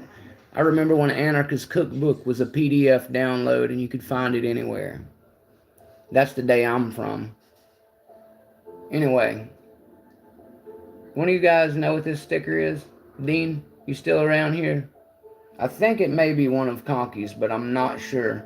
Somebody's going to have to confirm that one on me. It looks like I've got a jackrabbit now. I didn't have a jackrabbit before. I appreciate that one, Dean. I'm going to have to add that to the Mountain Mix stash for sure. And Lock Saga. I'm a friend of Lock Saga as well, but I also do have one of these already, so thank you. I will be passing this one on as part of one of my packages. Let's see what else we got here. Ooh, now I didn't have this Greyhound one yet, and sorry to everybody hoping. I will probably have to keep this sweet Greyhound sticker here for myself. Maybe I will be so kind as to give up one of the other ones, because I don't have to have all of them, but I do want to have a cool one. So maybe I'll keep this one, and both of the cool shiny ones I'll send back out. Yeah, Nola, you definitely should. Most of the time I set them up in the background, or at least show them off for the entirety of the live. But pretty soon Mountain Mick is going to have a laptop. I'll get into the details of that later on. But I was recently made aware that I'm going to have a laptop headed my way. So very, very soon, we won't be using the phone setup anymore. I will have some clickety-clackety, webcam-y, HP laptop support going on, and we will take it from there. A Bando Pix sticker. Thank you for this one. Bando is a good buddy of mine on Facebook. I don't think I even realized Bando had a sticker, but he's a great guy. Very happy to support him. Anybody who has not seen Bando's channel, somebody asked me earlier in the stream if I was a military man. I have not had the honor of serving. Bando is one of your service guys, okay? So big thanks to him for his service. He's got a lot of really cool tactical gear and stuff. So if you're into that kind of thing, absolutely go check him out. He's on Facebook as well. Really great guy. I love talking to him and checking out the stuff that he's got on his channel. Sticker Mule is where they're making some of them. Yeah, there's a lot of different ones. Oh, the Royal Dance. Butter cookie sticker. Yeah, that would be cool, Nola. That would be cool. I didn't know you had a butter cookie sticker, but yeah. I don't know why, but that makes me think of P-Dubs and her peanut butter cookies she's always giving her doggos. she's making me and poor Dean P hungry every time she feeds the dogs, man. Those peanut butter cookies. You can't talk about peanut butter cookies around Mountain Mick without getting him all excited. That's what I make some of my sweetest ganja cookies out of. I really like this one, Dean. It's a Lockpick Tools. I really like that one a lot. The eye symbol with the keyhole, very cool. I'm gonna have to add that to something for sure. And like I said, did you, Dean? Can you tell me really quick where this one's from? Is this Conky or is this somebody else? It looks like it's Herberto Hernandez one. So if you could let me know for sure, Dean, I would appreciate that. Black Smoke Joe, I didn't see you were in here. Thanks for joining us. I would have gave you a personal hello if I had noticed you snuck in here on me, brother. Southern Specialties. Yeah, that is Conky. Okay, perfect. And Southern Specialties is the symbol. I thought I recognized that from the Greyhound leather package. Cool. Well, since I'm a big fan of the Greyhound stuff now, and I will be ordering some more of his stuff to get one of those cool Southern packs with the leather snap case. I'll have to check that out. Conky is an awesome dude. I'm glad the sticker popped up. Conky's been going through some things lately. I don't know all the details, and I don't share people's business like that. But I was really looking forward to linking up with him in the Florida area because that's where I'm about to move back home to. And he is a Florida area fellow like me and Skip. So I'll definitely be linking up with Skip and hopefully being able to link up with Conky at some point. But he's going through some stuff. He was able to pop into the live chat at Lady Locks earlier, so we all got to give him some love over there. And he popped into Broke Picks Discord chat the other day to say hello to all of us too, because we've all been wondering about him and trying to send some love over his way. So if you get a chance, make sure that you send Conky a message and let him know that you're thinking about him. Send him your love. And if you're a praying person, send up a prayer for Conky and his family. They got a lot of stuff going on right now. And just want to make sure I mention that too while I've got this stream going. Because supporting our brothers and sisters as well in Locksport is a very big part of Locksport. The community aspect is beautiful, and for that reason, I try to engage in it as much as possible.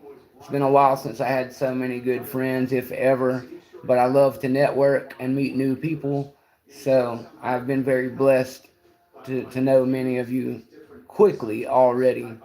Though I've only been in this for about 2 months, I have a multitude of new friends from all over the world, and I'm really starting to feel like the most blessed I've ever felt in my life, thanks to you guys.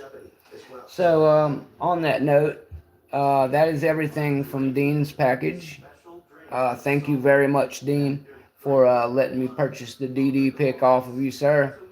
And thank you also for all the extra goodies you tossed in there for me, buddy. You are a gentleman and a scholar. And I look forward to being able to ship something cool back your way. Hopefully sometime soon, brother. As I told you, I've got a McTickler for you. So I'll get some more, I'll get a couple a couple of locks together, get the McTickler in there, get you some of those Sparrows stickers that I got from Uncle S that you don't have yet. I'll send you a care package over.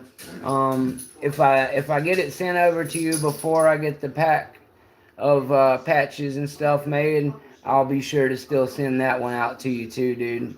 You're like a brother to me, so I'll make sure that you're rolling in all the Mick love pretty soon. Alright.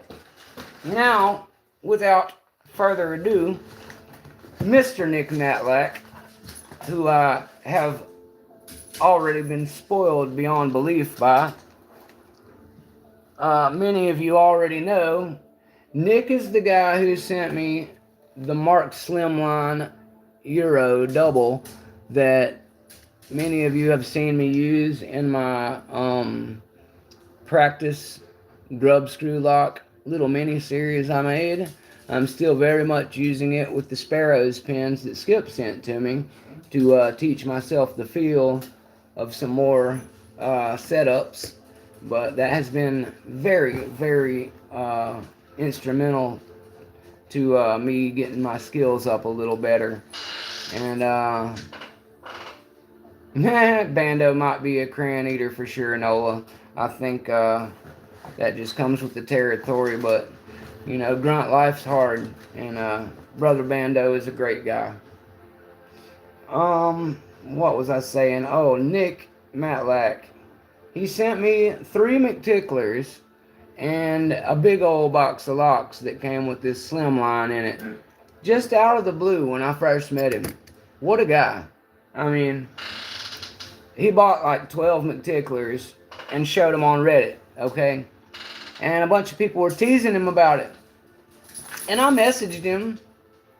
Or no, I'm sorry. I just made a joke comment to him that since he had so many, maybe he'd have a spare one to send over to me.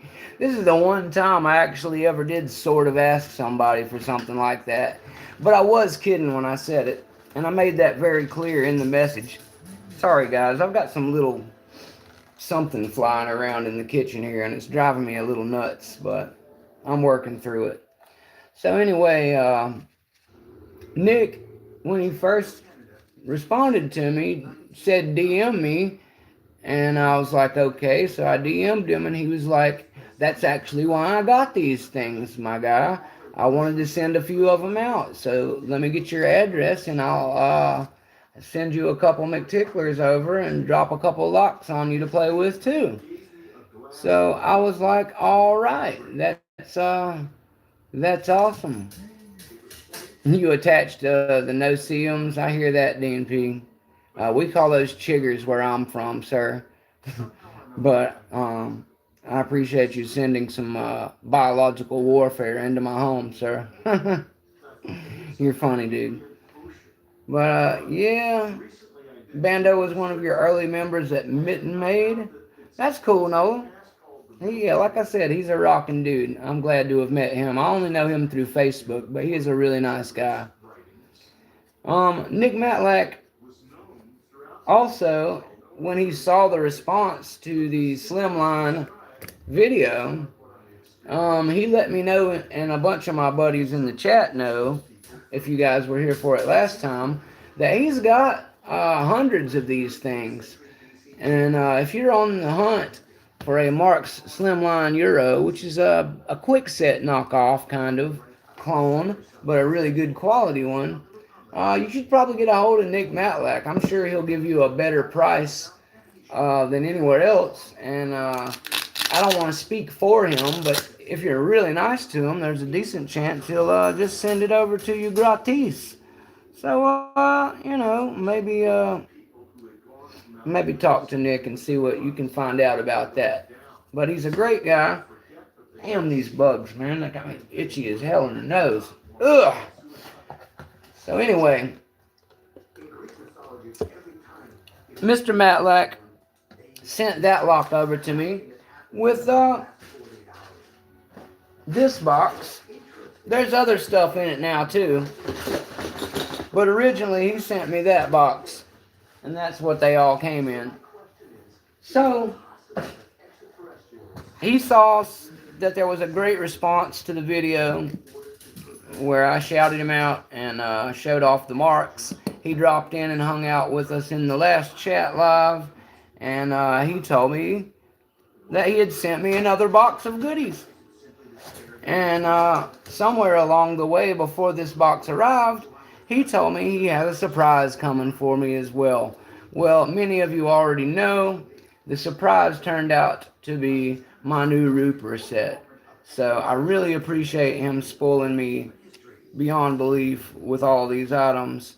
And again, he's definitely on the Mountain Mick Christmas list. If there ever was somebody who's on the list, much like Mr. Happy and all of you who've sent me anything, the list is there. It does exist for real. It is in my Jack Skellington address book. So let's see. Oh, let me tell you guys something really quick before I show these locks that he sent. I haven't seen them yet. Oh, this is just a regular old LD menthol, cheap menthol cigarette Theta Blade. Yeah, the Shaka Zulu, man. So, what I wanted to mention was, I had told you guys before at some point that these Sparrows pins will go in any quick set lock, KW1 lock. Well, Camel Crush, yeah, those are pretty good too. I used to smoke the Camel menthols for a long time, and I actually smoked Camel Lights for a very large part of my youth. I love Camels. Camel's an RJR product, and RJ Reynolds is in Winston-Salem, North Carolina, where Papa Mick is from. So that's Papa Mick back there.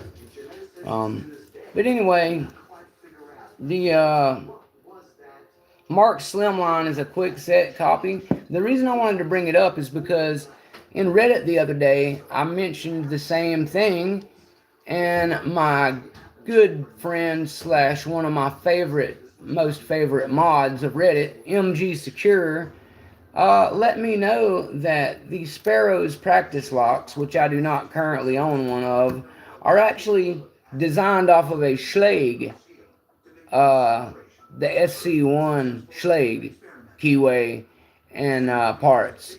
So, it turns out that the Schlage is a better fit. Here, this is an Air Pro Mortis, or All Pro, I'm sorry.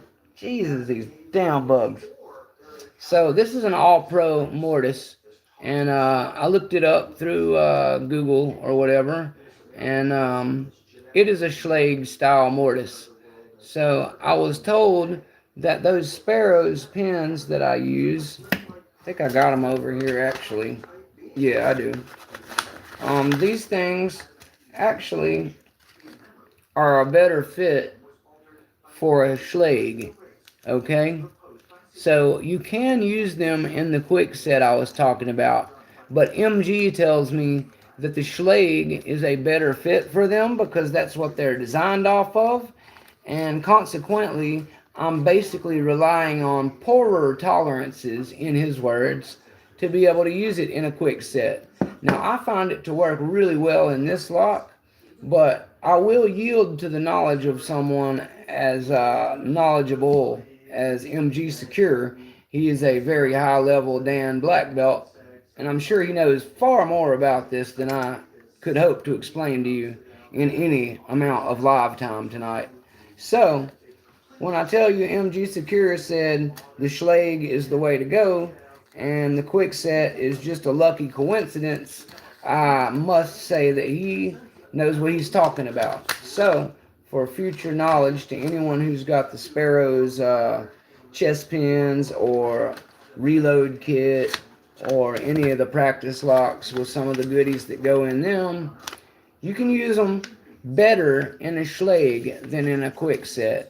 As I told you, I've had no problem and lots of luck and success using them in my quick set clone, but MG assures me that you can have a better experience using it with the Schlage because essentially, as we all know, poor tolerances made by certain companies make a lot easier to pick. So, if you use something that's nicer quality, better tolerances, that's going to make it harder for you to defeat the lock, which is why we try in security world to get more expensive locks made with better tolerances, because those more expensive locks with better tolerances are more secure against picking, unless they're just so sloppy that they're muddy and it doesn't work at all, which is something that another company does all the time. And because of that, sometimes their locks are way above their belt level in difficulty, because you go in there with a pick and it just feels like you stuck it in some mud. I'm not going to use any names, but I think we all have an idea what I'm talking about. Moving on. Let's look at all these goodies that I got, because I have no idea what's in here. I shared everything that I already kind of knew what was. Oh, it's in a bag too. Alright, well, it's been double bagged for my pleasure. Terrafon, I didn't know you were in here, brother. Nice to see you made it over. Is the Lockapalooza. Oh man, I'm old. We had GPC cigs.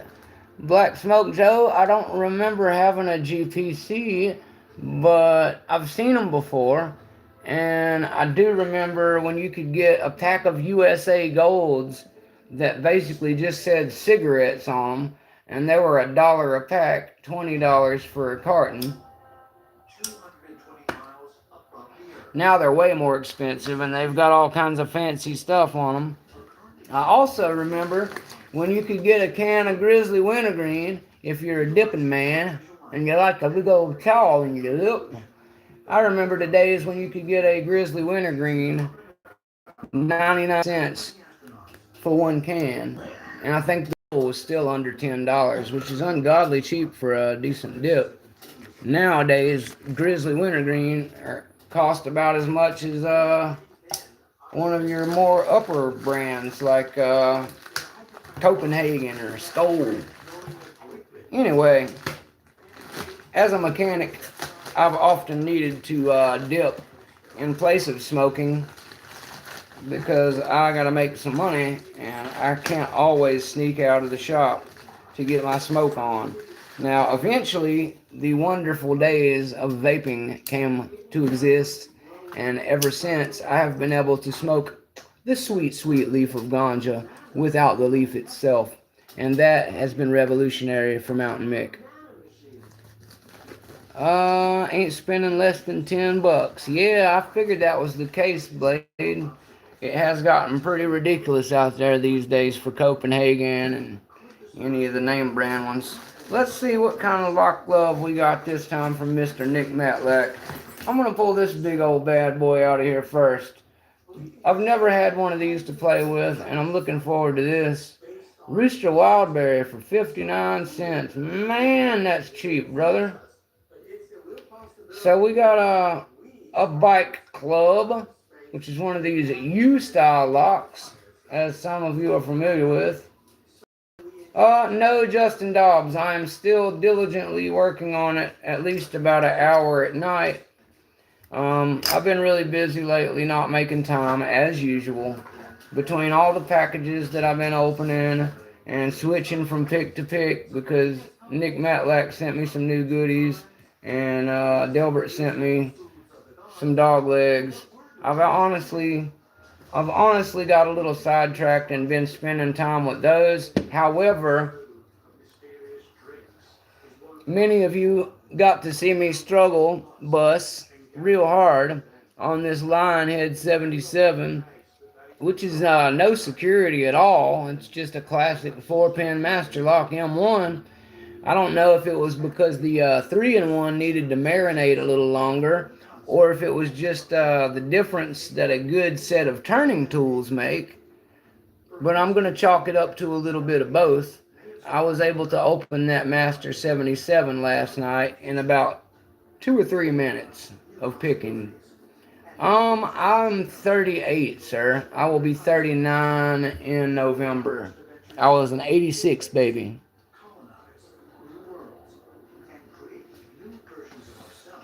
So, I got me a bike lock with key. So I'll get to play with that some. I'm gonna have to figure out how it works. I think the other piece is actually not in here right now, and that's probably why I'm having trouble with it. We'll see as I get the package more open here. Maybe I'm just an idiot. That's also possible. Oh, look what we've got here. Here's another Marks, like my Slimline Euro. Only this isn't the Slimline Euro. This is the one-sided version with the turner on the back. So, nonetheless, a very good lock to use. It's also grub screwed. Will make a good practice lock. Consequently, since I have my nice Slimline Euro double-sided, which I will absolutely be keeping, so, don't ask me about this one, but Mr. Matlac can probably hook you up with one of these as well. If you cannot get a hold of him or find one yourself, Mountain Mick could find it in his heart to part with this one, so you have a cool grub screwed 5-pin lock. that you can mess around with and repin much the same way as I do. So, yes, it is Western Massacre Lock Sport. And as I told you, please try to get a hold of Nick first and see if he can hook you up with one of these. I'm sure he will. He said he's got a ton of them. But if you have trouble getting a hold of one, Grits, as I said, I love you, brother. I'll find a way to get this one to you, if nothing else. Let me see what else I've got. Oh, looks like we've got another Marks. And this one's in good shape too. It's a brass version of the one I just showed you guys. So that's really cool. It's still got the keys.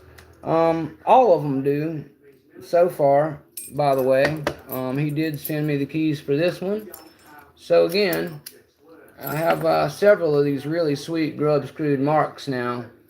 And I told you guys, Nick Matlac, brother, on Reddit.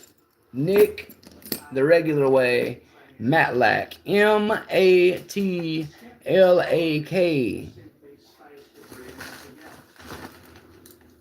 Oh, a master number 5 with yellow. Well, Mr. Inferno, if you are out there somewhere, you're in good luck now, brother, because Mountain Mick has 2 of these yellow guys that you want now. So, we will get you one of them sent over to you very soon, because I remember you saying that you wanted to get the yellow. So I will hook you up on that one, boss. What keyway are they? Oh, I'm sorry, Black Smoke Joe. How silly of me. I left the key in there and didn't show you guys the keyways. My buddy Blake is forever reminding me that. Show us your keyway! He always sends me this meme that says it. Alright, so the brass one looks to be the same keyway as my double-sided Euro. So I'd have to do a little research to be sure, but I do believe I said this was a quick set K1, KW1, so likewise I would assume this is a KW1. The other one is not. I'm going to say this is a Yale based on what I'm seeing. If anybody disagrees or knows the answer, feel free to chime in. But I'm sorry, I'm trying to get this thing to focus a little better for you guys. It's really hard when it sees other things in screen. That's why I usually use my black Jimmy Long's case here to let it see what I'm really trying to work with. But anyway, there's one of those high cuts to the left side that juts out, which leaves me to believe that this is a Y1 Yale keyway, because it looks, let me look at my Abus really quick. Yeah, that's definitely a Yale. So I've got one with the Yale keyway, and I've got 2 with the quick set style keyway, to answer your question, Black Smoke Joe. Thanks for asking, brother. I hate when I miss those type of things, so I really appreciate you bringing it to my attention. Also, just because I know people like to know, this is the brass one. Nothing too nasty. It's like 1 is pretty high, 2 is low, 3 is back up, 4 is low as possible again, 5 is up, and 6 is about the same as 5. So that should be a fun one. And that's the brass one with the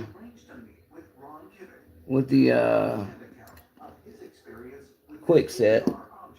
And this one is 33412. Now in this case, that is the this is one of the ones that does tell you the code on the key. So that 33412 will be talking about this here, as you can see.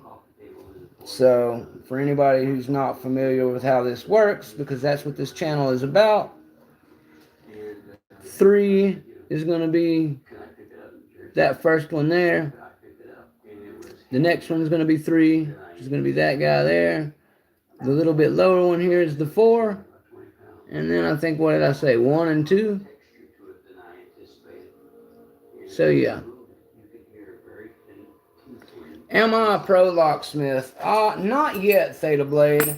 I actually have spent 20 plus years in the field of automotive technology, repair, diagnosis, etc., and also in motorcycle repair. So I am a mechanic by trade. I do very much enjoy lock sporting as a hobby. I learned the hard way from cars that sometimes when you turn something that's your hobby into a profession, you are not as enjoying it as you could be if it were still a hobby. So I'm cautious about making that jump, but I do love locksmithing and all the other aspects outside of the lock sport approach of locksmithing. And if I could get myself a van and a key cutter and some more bypass tools, the car break-in kit from Multi-Pick that I want for about $60, which is amazing and a really good deal for that kit. I've used one of them before that wasn't a Multi-Pick set, and I'm really good with those things. But we used to have them in several of my garages. But yeah, if I could get a mobile mechanic business or a locksmith business going on, or maybe even combine the two, that would be a dream come true for me, Theta Blade. Just so you know. Let's see what else we got in here. I got a brass top guards, which has a huge keyway. Look at the keyway on this one, guys. That thing, I'm sorry. That thing is gaping large, guys. What a massive... You could drive a truck through this keyway, guys. That's why the shadow looks so dark on that thing, because it really is a big old hole. But yeah, this is top guards. I don't think there's a key with this one, but that's okay. Keys aren't really important. They help, but they're not important. Of course, Black Smoke Joe.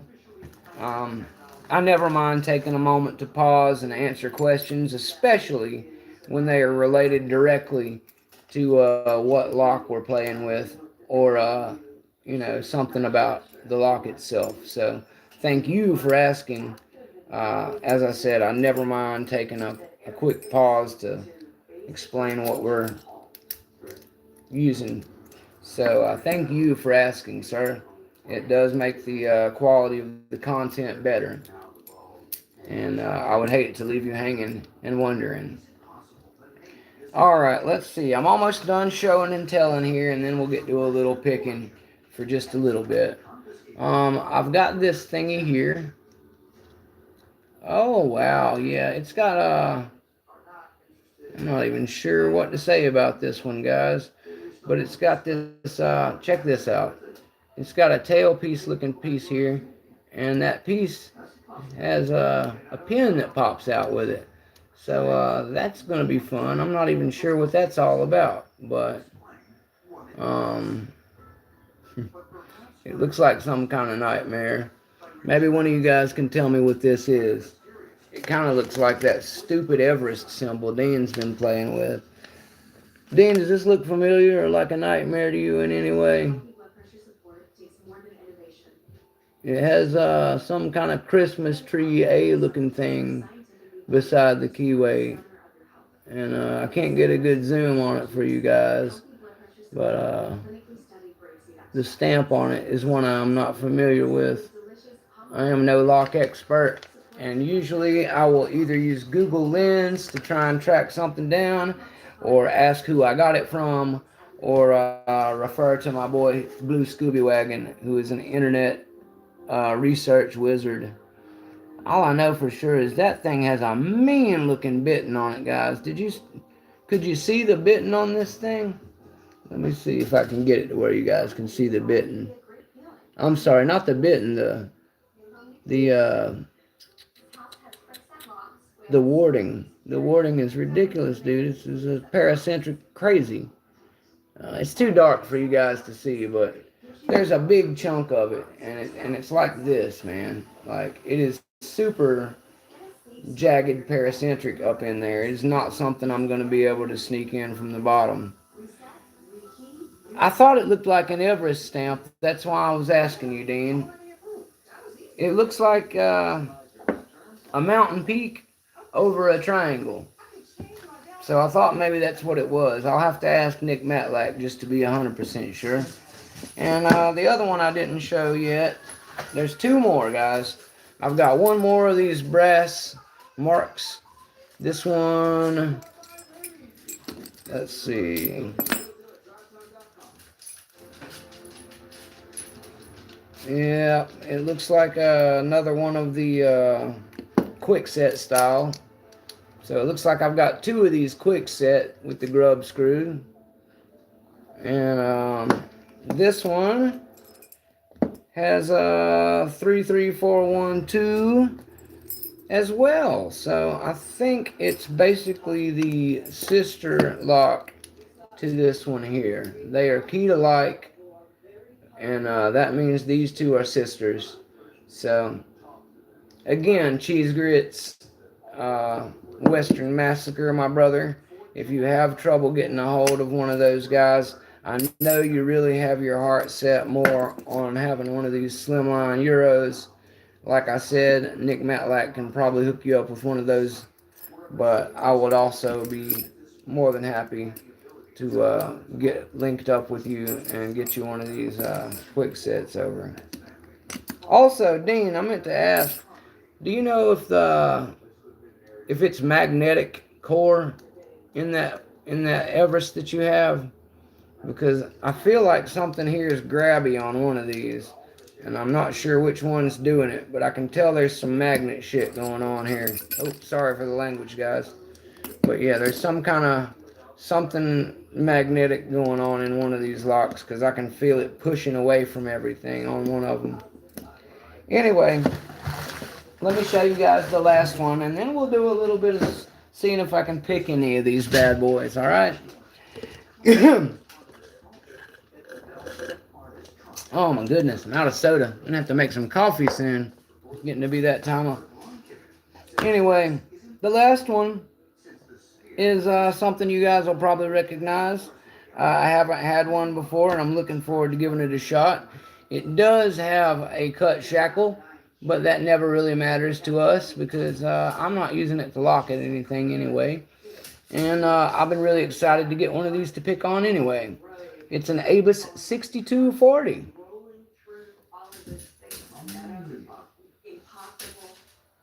So yeah, I have another Abus finally to play around with. Like I said, it's got a cut shackle, but I told all my buddies long ago that keys and cut shackles really don't mean anything to me. I'm here for the core and plug experience. So as long as the core and plug are still intact and workable, I'm interested in playing with this thing. Now, that is everything that I have in the packages tonight. So for anybody who was just here for show and tell, that's all I've got to show you. I am going to hang out and do a little picking and talking to you guys for at least, we'll see how it goes. Every time I say a time, it ends up ridiculously over, so I'm just going to avoid doing that on this one, and we'll just see how it works out. But while I am thinking of it, just to be totally sure, zeros raising hell, guys. So while I'm thinking about it, and just to be totally sure that I take care of it, I want to again thank JadedArgyle of Reddit, my good friend who sent over the beautiful Berserker Challenge setup. There are two of these. I'm not going to pull them both out again, but there's two of these things. So I think that gives me about a 12 lock pad to move around and try and get things open, because there's 16 each one, and I think 20 is what I need to open. Dean says I've got enough locks to keep my busy for a while. Yes, that is true. Western Massacre Lock Sport says Nick's info. What do you want to know, dude? Send me a message with his info. I don't want to take your fluff, brother. I'm not sure what you mean by that, Grits. If my locks aren't good enough for you, I'll send them for somebody who does want them. But I'll have to hook you up with Nick. His info is Nick Matlac at Reddit. You will also find him somewhere in YouTube. Also, pretty sure he's Nick Matlac there. He does use his actual name, so he shouldn't be extremely hard for you to find. But if you still can't find him, I will give you a link or have him contact you or something like that, buddy.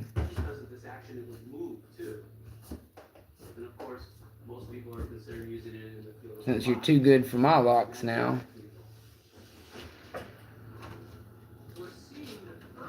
Let's see if we can open the master number 3 that Dean sent us. We're gonna use a Greyhound dog leg.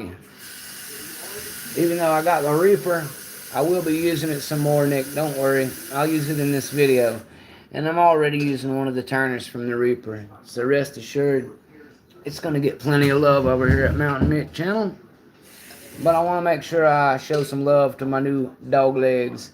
Broke Picks, my brother, has entered the chat. Thanks for coming out to hang out with us, Broke. I just was showing off a bunch of cool new Lockmail that I got. Quick recap for you. I got a bunch of bundled together mini locks for a Berserker Challenge run. There's 2 of these, so 32 in all, ready to rip and rock and roll. My buddy Argyle sent those over to me, and I will be passing those along to somebody when I finish with them. Also, I purchased from Dean P. Sparrow's disc detainer. Add it to my collection of lovely Sparrow's tools. And I don't have a disc detainer lock to try it on yet. That wasn't really even what I was concerned with. But my good buddy Dean wanted to get himself some new swag for his channel. And I wanted to get one of these bad boys to add to my ever-growing collection. So I worked out a deal with him on that. He sent me all kinds of other goodies, like a paracord and where did it go? Sorry guys, the Lock Lab table overfloweth now. He sent me this really cool waterproof stasher that can also hang from my belt and be stashed away outside or inside my pants with whatever I choose inside. He stuffed it with some survival goodies like a couple of matches, something to strike them on. This blade that I need to put back in there while I'm thinking about it, so I'm glad that you popped in. I'll add it back later so I don't slice my finger off right now, but yeah, that and one of these guys, and let's see, he also sent me this beautiful brass lock to play around with, this wafer lock to play around with, and what else?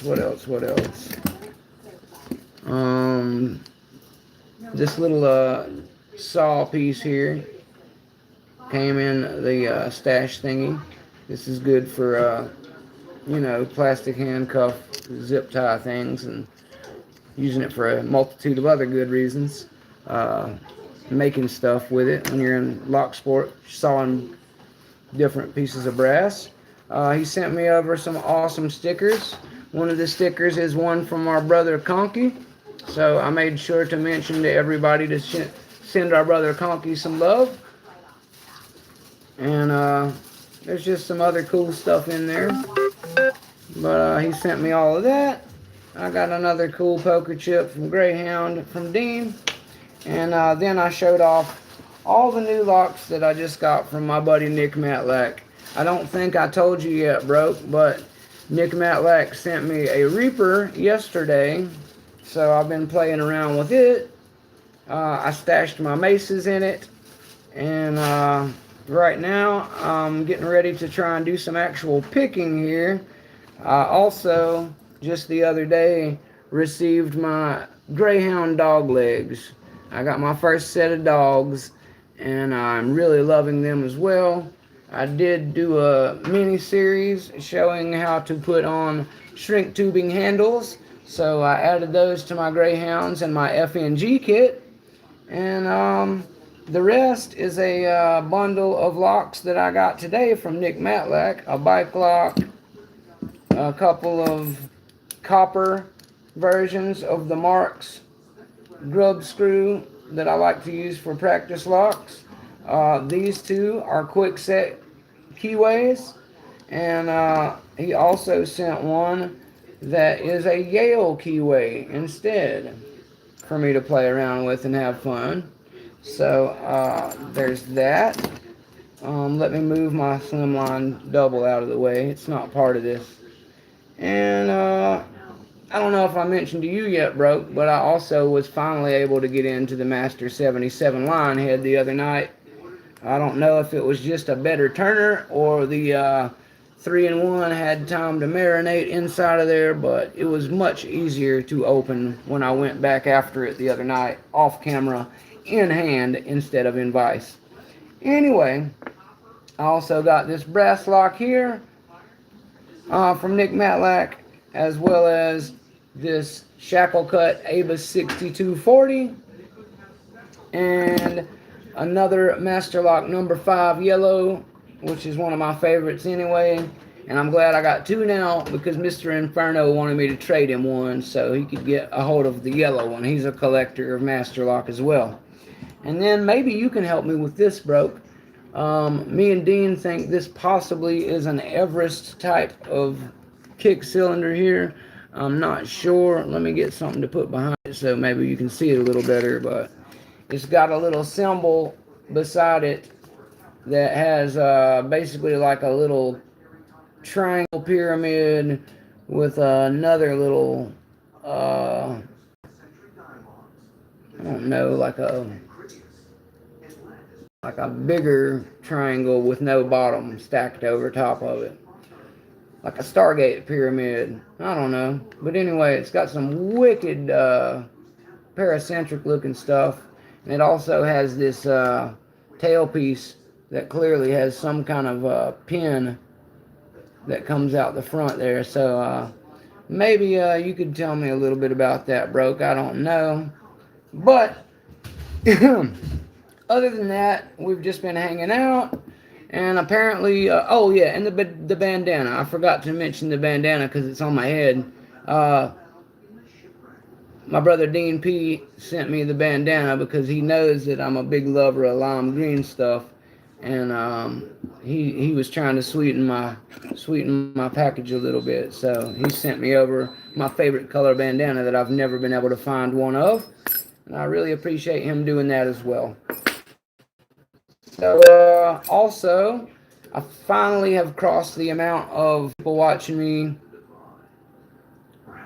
Yeah, I know, Broke. Unfortunately, the Wi-Fi is down at the house again, so I'm using the crappy phone. The good phone is over there, and that's why the blurry picture and whatnot is the way it is, to where I can't show locks the way I usually do on my good camera. But fear not, I have a laptop inbound, and very soon everything will be via laptop and looking a whole lot better with some editing, etc. I'll go into the details of how I came upon that when the time comes, but just know that I'm doing everything I can with my inner circle of people to improve Mountain Mick for all of you to enjoy. Now I'm going to try and use my dog legs and my Reaper to pick and play around with a few of the locks that I got, because all I've been doing is showing stuff and hanging out so far. And I would like to do a little bit of picking, even though we're 2.5 hours in, because this is a lock sport channel. Lock picking is what we like to do, and I'd like to at least pop a few locks on this live while we're at it. Especially since I'm starting to lose my voice and I'm out of soda. You make enough for me to have a coffee, Dad? Yes. Thank you. Mick had a coffee make for me, so that's gonna help. Yeah, I'm really rocking, broke. I got the DD pick, and I've got the flag, the black flag set that I got from Jim. So I should be able to venture into some more cool locks that I've never tried of a different kind soon. I'm gonna try to crank you guys down just a touch so you can see the locks I'm messing with, and hopefully I won't lose anybody. Broke, if you forgot for any reason to double tap the screen or give a thumbs up on your way in, it's completely cool. But if you don't mind, if you haven't already, you probably already did, but if you forgot, could you please shoot your brother a quick thumbs up? I would immensely appreciate it, sir.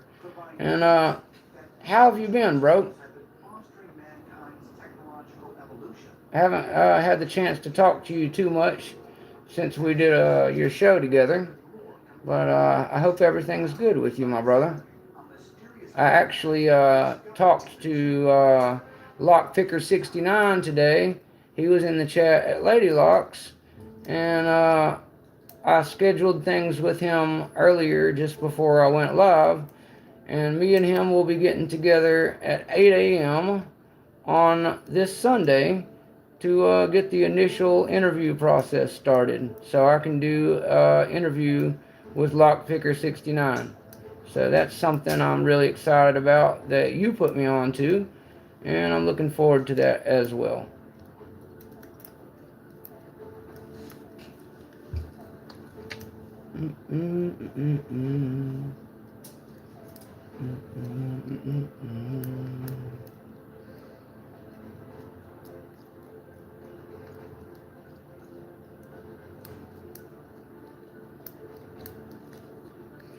You weren't kidding, Dean. This thing still feels brand new. You must have a box of these things sitting around the house. I bought one of these maybe a month ago, and this one feels just like it did. Springs are still all super springy feeling and not altogether mushy, but you can hear them make that little coily sound when you press up on them. You know what I mean?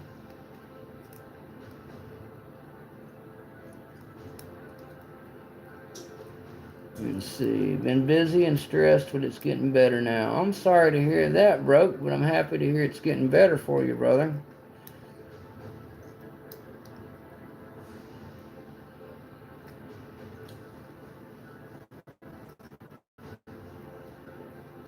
Why am I struggling with this number 3? I don't know what it is sometimes, guys. Maybe it's the camera.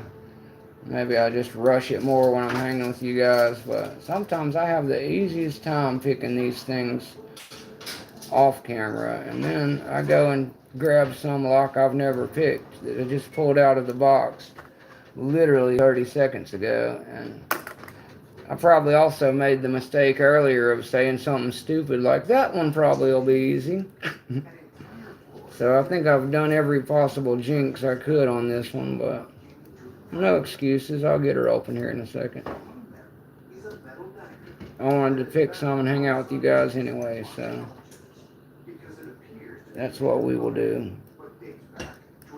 I like to show the real world struggles of lock picking to my viewers so they don't get disillusioned and think that we're all superstars out here. Mountain Mick still struggles right along with all of you guys. So if you have those days where you didn't warm up any, and the first thing you picked up for the day was a brand new Master Lock 3, and it just gave you a nightmare of a time for about 10 minutes, then you are like Mountain Mick, a human being. Some of us out there are lock gods, but Mountain Mick is not one of them.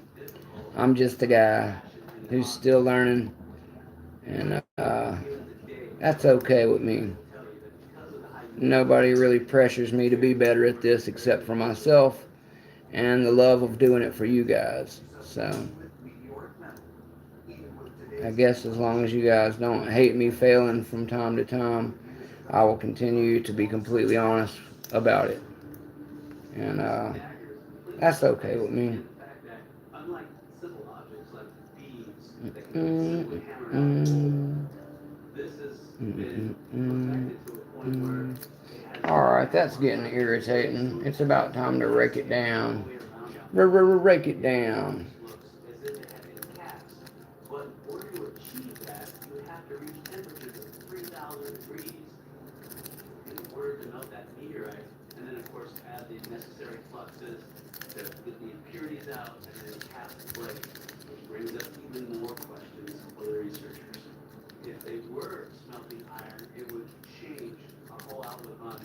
It's always a Master 3 that wants to play rough.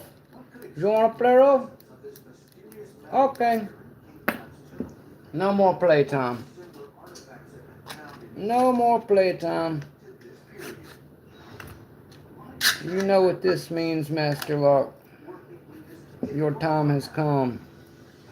No more Mr. Nice Guy.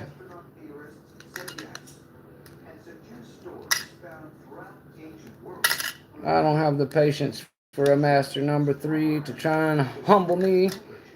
So it's time to go for the trusty, dusty maces and put it in its place where it belongs.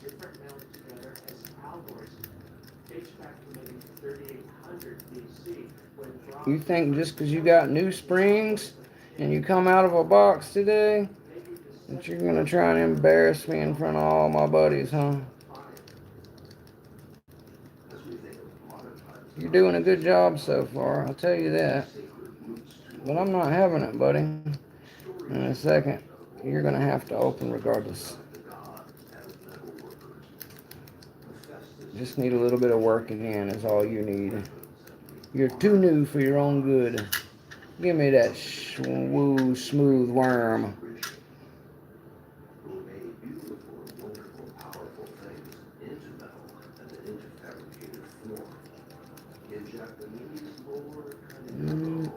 Show myself failing and do it all the time. Yeah, that's alright, bro. There's no point in trying to hide it. We all do it.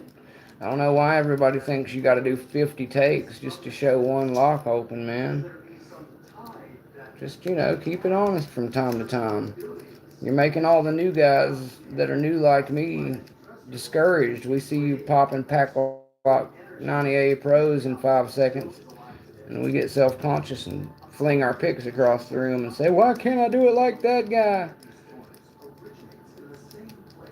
Never minding the fact that you've spent how many years now getting that good at it? How many years you been picking, bro? While I'm thinking about that. Damn, this little Master 3 is a mean one, Dean. I see why you wanted rid of it. You gotta always beware of free locks, guys. Sometimes there's a reason pickers get rid of these things. I think Dean P set me up. You set me up, Dean.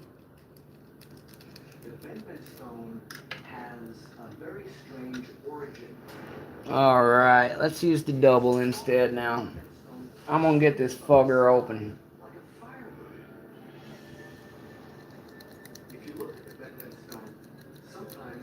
Broke says he agrees 100%.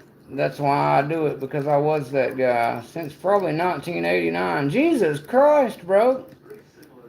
I was like 3 or 4 years old then, sir. I don't mean to make you feel old or anything, but is what I'm really getting at. It's a long time, dude. I knew you were a seasoned picker, but you've been picking longer than I've been doing most anything. On and off. Yeah, I hear that. I'm on and off with a lot of things too, brother. I tell people all the time I've been playing guitar since I was 8. But there's been, times like right now where I've barely touched one in 4 or 5 year stretches. So I get it. Maybe it's a difference of tension here. Let me try one of the old classic ones I use. This thing's really starting to irritate me a little bit. Where is that? Come here, you.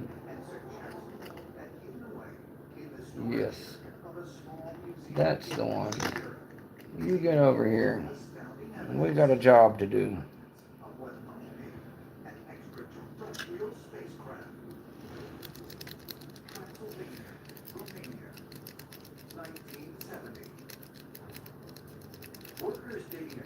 This is the hardest master number 3 I've ever had, Dean.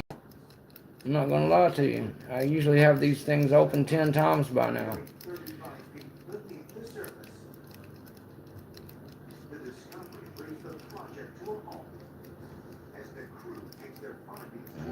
Damn it. Alright.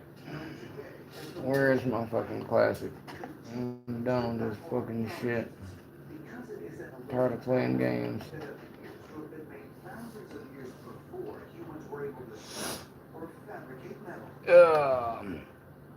You got the first pick set from a magazine in about 89, 90-ish. Was that a Southord? What'd you start with, broke? A Southord kit or just some off-brand Chinesium stuff?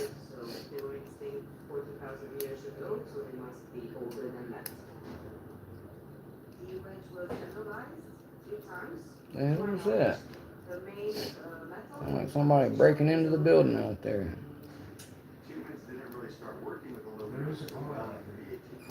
Who what? A car. Why?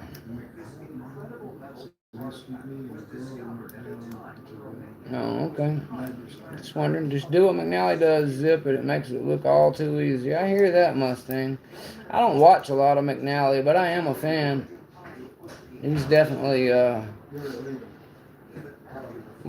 seasoned pro in the game. I got nothing but respect for that guy and all of the guys from Covert. They've been doing this and spreading the love of Locksport far longer than myself, so, you know, it'd be foolish of me to try and take away from their accomplishments and the wonderful things they've done for this entire community. So, I don't get into messing with that. Lots of people are big fans of them, and like I said, they've done so much to further this that I got nothing but love for them since that's what they do. This Master 3, I'm going to come back to this 3 in a second, guys. I don't know why it's acting that way. I'm going to pick this number 5 really quick just so we can get back to opening locks for a minute, hopefully.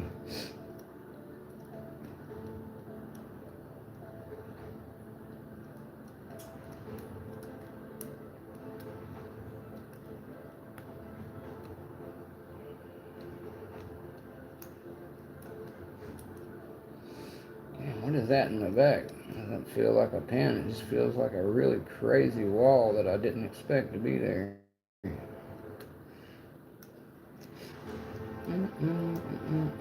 People tell me all the time, don't pick locks that you just got. Practice them some before you get on camera with them. Maybe this is why they tell me that, but I just don't feel like that's always honest, man. Like, you know, I could have grabbed the other one or said, all right, well, I'll put these up and show you guys later, but it just doesn't feel like it's genuine when I do that. Brooke says it might have been a Majestic or an HPC or Southard. Not 100% sure. Any HPC or Southard. I'm not 100% sure anymore. I was like 11 or 12. I was gonna say when you told me that, bro, you don't seem old enough to be buying picks back then, dude. That sounds like it makes a little more sense to me now that you say that.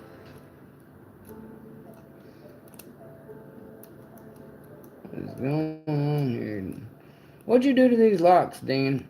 How many zips have you been ripping on these bad boys? Have you just reamed them all out? Wait a second. Dean didn't send me this lock. Dean sent me the Master number 3 I was just struggling with, but I gotta blame this one on Nick Matlac. Hold on. That first one there is not even dropped down all the way. No wonder. It's gonna need some love. Alright, well, we'll loosen her up with the old rake while we're playing around here. Yeah, broke. I tried to order my first picks when I was 12. It was, what was it? It was basically the equivalent of the pick pin that you see now. I wanted one of those little gadgets so bad when I was about 12. Never got it, but that's what I wanted when I first started thinking about getting lock picks. The little one that looks like a, oh, what's it called? An X-Acto knife. That's what I wanted when I first started messing with this type of stuff. And what have you guys done to this stuff? Man, I'm having to work my way backwards to super easy, huh? This must be one of those days for me. That's okay. I hurt myself today. It looks like a hammer or a shuffle, but what is the word in English? Or an excavator tooth. Well, it looks like this. Something like it. Yeah, camera curse broke. I've heard of that before. I don't know how that goes too, man. Usually doesn't affect me too bad, but when you factor in new picks, every pick I'm using right now I've had for less than 2 days mostly, except my maces. And all the locks I just got, and the camera definitely adds to it too, so I've got a trifecta of stuff going on here, brother. But I know, I like a good challenge, so it's okay. I don't mind failing a little bit. Just keeps it honest. I didn't make it to where I am in life by trying to fake that I'm the greatest ever. Because I'm not. Yes, we agree. There are two basic problems. One, that aluminum was not invented at the age when we presume this was in use. Even the warded one doesn't want to play with me, man. Or, I mean, the wafer. Even the wafer's trying to be a tough cookie. So, would we still have a mystery here? Thank you very much for. And, I really, I've been trying to practice more in hand. I got a little spoiled picking with my vice lately, and my vice is holding the camera right now, so I can't use it. Man. Frustration. Frustration station. Oh, wow. Well, at least I know I got something I can do that with. I forgot to check the key on the bike lock, and it's a dimple. So at least I finally have a dimple lock to try out. I'll have to give that a try whenever I figure out exactly what kind of tool I want to try and stick in there. Let's see here.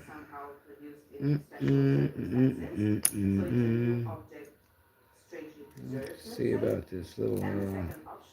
See if I can do anything with this guy that Dean sent me here, but I really don't think I will.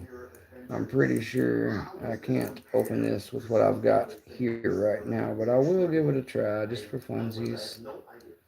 That said it all right there. Very bizarre. Bizarre. I've known about this thing since the early 1990s. And I have to tell you that looking at it in person was a dream come true. And This thing's got a ton of room in it, but I'm not even sure what I'm trying to accomplish. I probably just need a jiggler for this kind of thing. As if it was part of a larger object. The question is, was it a component of a device? Was it a component of something larger? I had it turning a little bit. Oh, I definitely need to practice some of those, guys. Let's see if I can at least try this big old top guards one he's got here. Try to do it. Instead of jiggling and wiggling and using mushy master locks, let me try something else and see if that works any better for me. And if not, we'll try to pop some classic comfort locks that I get tired of showing on here. We'll call it a night. But I'd rather, I'd rather it not have to go that way. I'd like to at least open one of these new ones on camera. So, yeah, let me try the Reaper 3 and one of the Reaper Turners on this top guard that we've got here. And we'll see if I can at least get something working here, guys.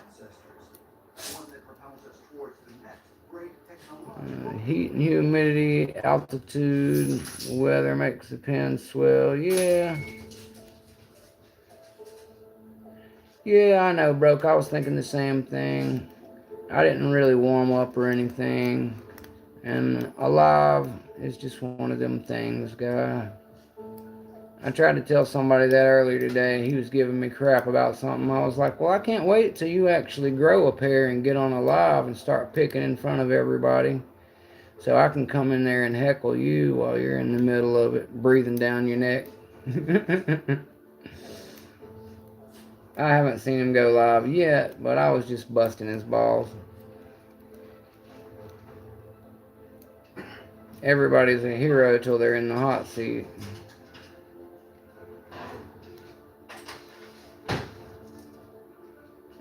That feels a little spoolish.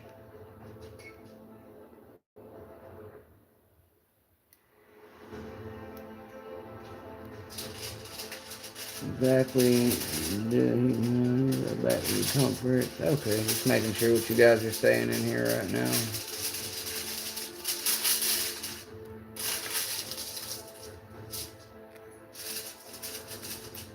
I haven't smoked any ganja today. That's part of the problem, guys. Usually my finest picking comes after a fat doobie and some dinner. And because of the way the lives worked out, and I didn't want to overlap Lady Locks or anything, I kind of was in a holding pattern for quite a while, just trying to make sure I got things lined up to where you guys could come hang out with me, but wouldn't be missing out on the fun over there. So, anyway,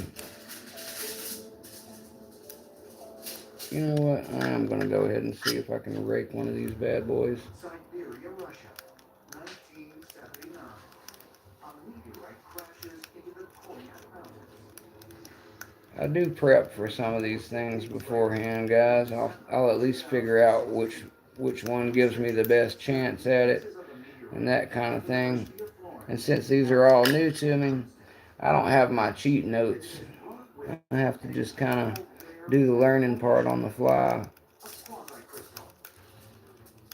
I think my dinner's ready too, maybe, but I don't know. Did you make mine already, or did you wait? You did? Well, my dinner's ready, but I'll hang for a while anyway. It's all good. Yeah, this one might even need a little 3-1 love.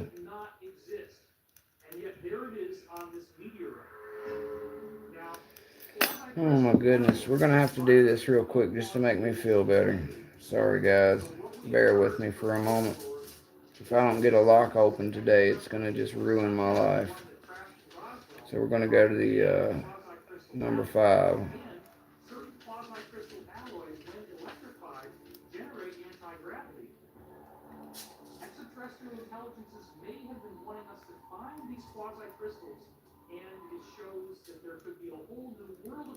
There we go.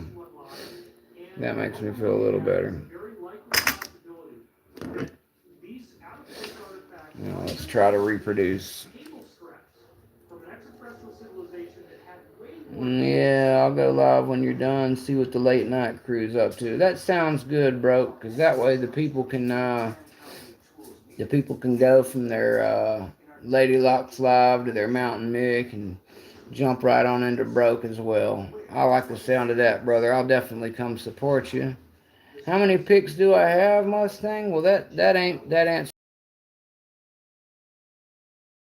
to actually count them. Let's see. I've got my original 7 from Sparrows.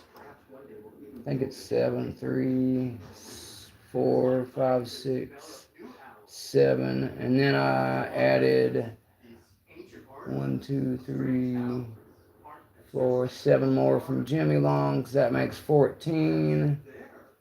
And then the Greyhounds would make it 17. If you add the stray zero gear, that's 18. My FNG would make it 20. My Reaper would make it 25. And the Escort has another 6.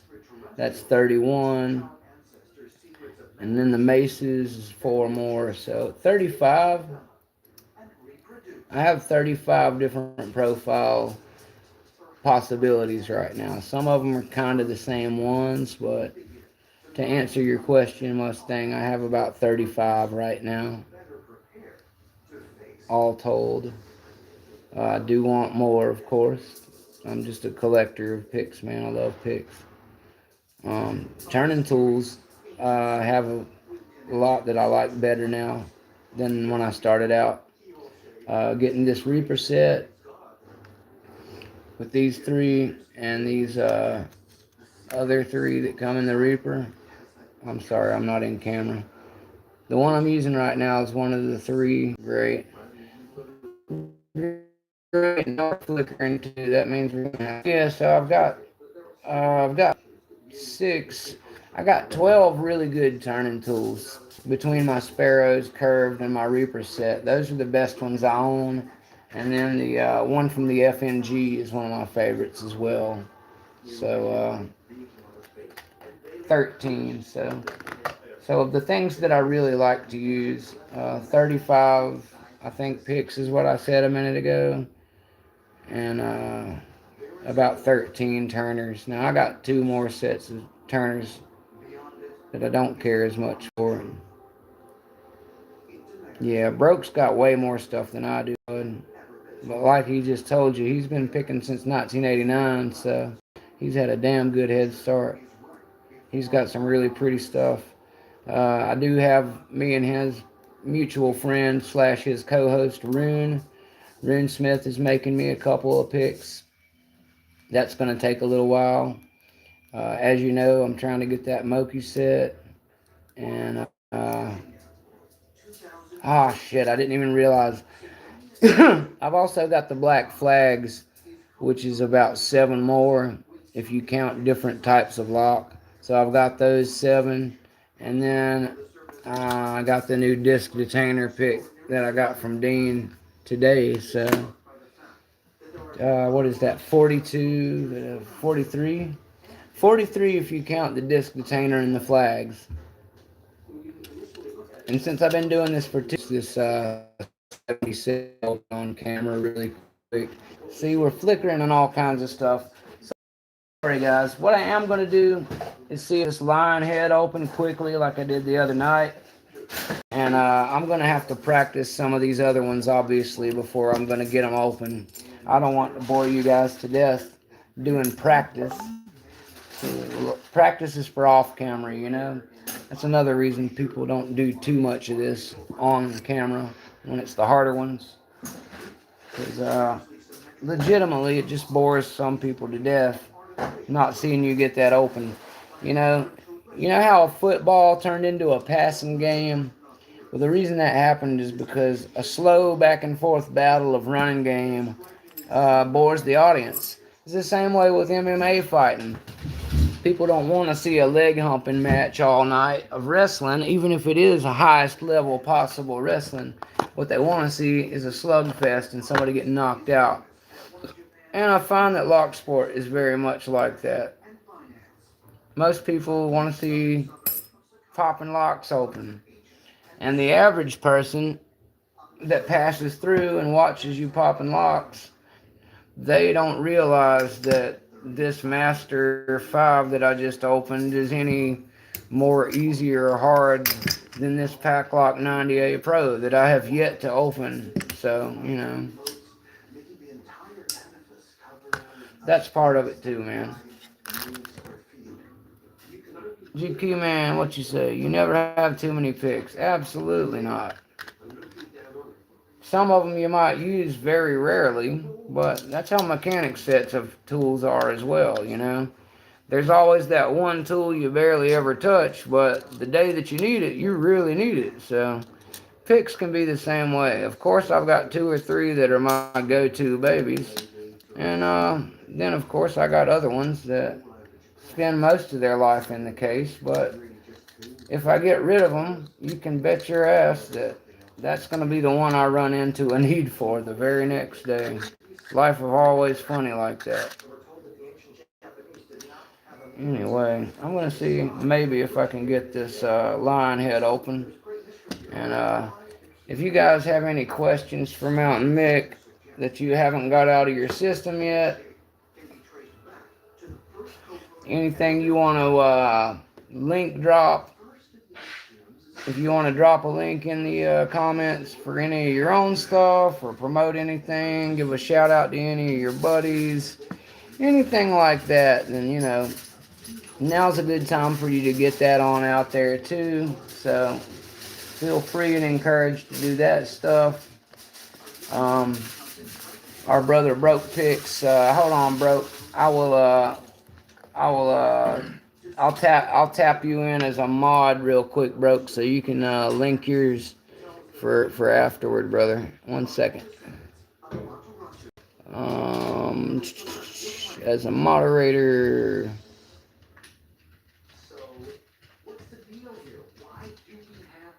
There we go. All right, Broke. I made you a mod. I haven't got into doing that until just this one because I've never had people trolling me and stuff like I did today, but I usually don't care about that anyway. But Nola was really excited about bumping somebody, so I let him do it. And yeah, if you I got you in there now, brother. So do you not know how to send a link? I made you to where you could drop your own link. If somebody else knows how to do it, I'll put you on there. No, Scooby, I'm still playing around with some stuff. I won't be on here much longer, but Broke's gonna go live after. Right now, I'm just BSing around, dude. But thanks for coming by. See if I can. I'm gonna see if I can get this lion head to cooperate on camera tonight for you guys to enjoy. Maybe seeing me open it. I'm gonna bully it a little bit with one of these reapers, and I was able to get it last night. Maybe I can reproduce that tonight. At least I got the popping it part on camera last time, but I'd love to actually get it picked on camera. Let me take my time a little more. I'm forcing it too much. My dinner's getting cold, and I haven't ate much today. So I think that's affecting me a little too. My patience gets low when I'm hungry. It always affected me as a mechanic too, so that's a little bit of what I'm dealing with right now, I think.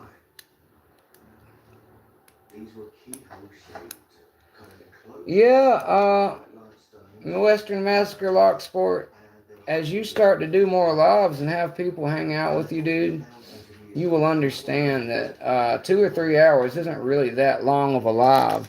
I don't remember anybody asking Lady Locks if she was still going at about 6 hours almost today. So I'm not trying to compare myself with her by no means. I'm just saying, my guy, lives can go really long.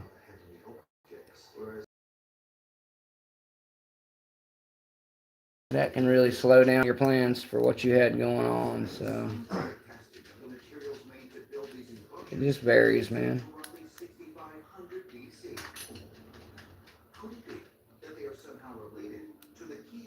Band? Hammer, me and G, Key, and Pocket Woman did a 24-hour live. See, that's what I'm talking about, Broke. Thank you, sir. Broke did a 24-hour live, guys. So calm down. Hold your nipples. The live froze. Yeah, it's getting really glitchy on my end anyway, Mustang. That's what happens when you live in a hole in the ground. Sometimes it doesn't want to play nice out here in the mountains.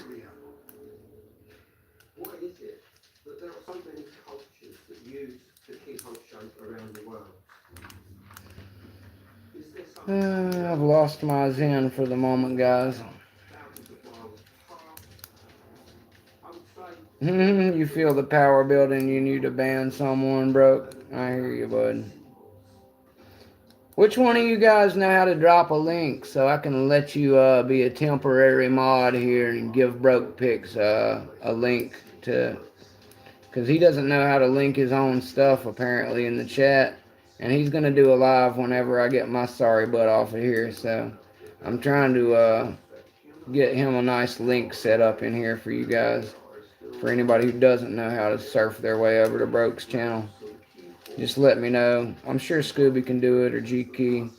I got you, G Key. Give me 1 sec, brother. I'm gonna anoint you with the blue wrench as well.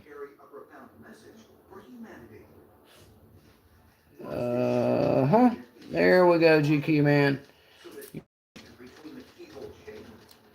And yeah, guys, I think I've got maybe 5 minutes or less in me at this point. So, like I said, if you want to do any shouting out to anybody, or any hyping anything, or anything you want to get off your chest, now's the time, fellas.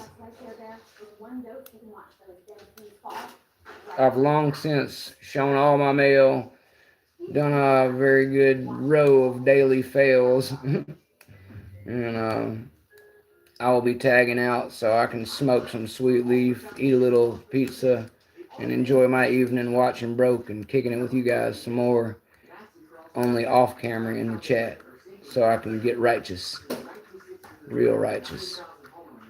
By the way, anybody who didn't see the bandana or hasn't commented on the bandana, what do you guys think about the lime green bandana? I'm really enjoying the one that Dean sent over for me. It's my favorite color, and when my hair was all the way down to my chest, I used to wear these things all the time, so I'm really stoked to have one now. Screenshot and copy. There's a Broke Picks link. Thank you, GQ man, for giving everybody a link to Broke. Broke will be your source of Lock Sport entertainment very shortly, guys. I'm wearing thin and getting close to tap out here. And of course, the lion head wants to be camera shy. I had to catch this little mama with it still turned core. Still managed to hold on to my turning tool and grab my phone and show that I actually got it last night, because it wasn't such a biatch last night, but I was sitting in my chair feeling nice and righteous at about 3 a.m., maybe 2 a.m. I had got my smoke on, and I was just chilling in a totally silent house. That's when I do my best picking. Odd hours of the morning with nobody around type of thing. I'm sure many of you are the same way. That's why we get into this hobby. My goodness. She just doesn't want to play tonight, guys. Anyway. Oh, yeah, you're right about that, Western Massacre Lock Sport, a.k.a. Cheese Grits. As soon as I turn this camera off, I will immediately be about 4 belt levels higher of a picker. You know it, sir. I thought it was really cool that you were able to catch that open on your 1100, that one that you were fighting that whole live. And then, of course, as soon as we all shut it down and packed up and left, you got the open on that bad boy. That's just how it goes, man. Scooby says he does his best picking and worst gutting. Yeah, gutting on camera can be a nightmare. I'm with you there, Scooby. That's one of the reasons I open my packages before the live, too. Sometimes I try to open them on live because I don't want anybody to think I already got into it. But for the ones like tonight, I went ahead and got them all open because I've got this terrible idea that one of these times I'm going to just gash my whole finger off trying to open a package. It'll probably still happen.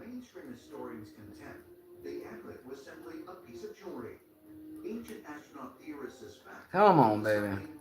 1's good, 2's good, 3 is being a little bit of a biatch, and 4 is also being a biatch. Somebody doesn't want to sit right. You can still smell the 3-in-1 in this mama. It doesn't have that sweet Houdini smell that everybody likes either. Spelt 1.5 hours on that nonsense as soon as we called it click. Yeah, I know. I actually saw a video of Chuck Soup earlier today. I don't know if you guys saw that one, but Chuck was picking, I forget what lock it was right now, but at any rate, he had been picking it on camera for I don't know how long, and he thought that his tensioner needed to be swapped because he kept getting into a deep set that was a false and getting into a light false set. Well, he swapped tensioners to see if he could get out of the light false set, and when he did, he realized that the light false set was actually the lock picked. It opened up as soon as he put the other tensioner in and cranked tension down on it. He actually had it picked probably 5 times in the same video. He just never cranked down on it hard enough to get it to open. They can be tricky little biatches. No doubt about it. Yeah. Come on.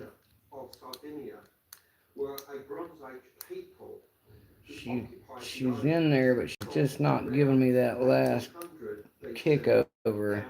I've got at least 2, maybe 3 of them set right now, and she's still just... I can't believe how much trouble these little old things can be. I mean, you know, I told you guys what you already know. This is a 4-pin, no security, low security. Mushy and... oh, it's a nightmare in there. Anyway, I'm going to pop a couple quick ones and then pack up and get out of here, guys. I've spent too much of this struggling on locks that don't want to open. So we're going to just do some quick slaying and get the hell out of here. Reach for the old Brinks brass. Maybe it'll show me some love.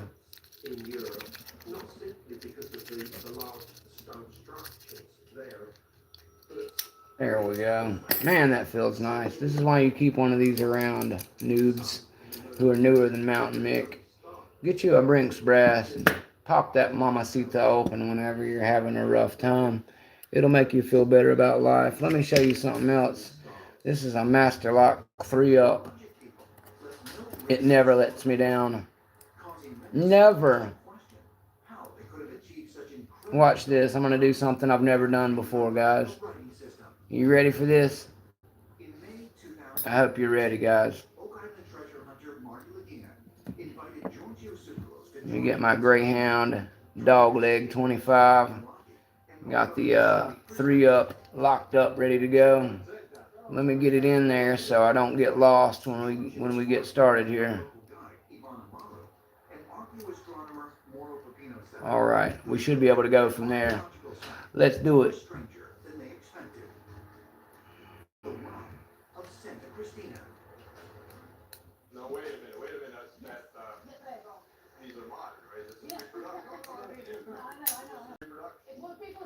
Fantastico.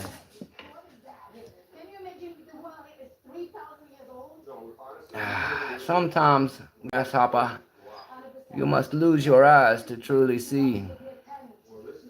Thanks for the bandana, Dean. It really came in handy for that little number. I'll be using it again in the future for the same kind of thing. I've always wanted to do some, I've also got some earmuffs for drag racing that I can cover my ears with so we can do some hardcore sensory deprivation picking. That kind of thing really intrigues me. And I'll definitely use that again sometime in the future.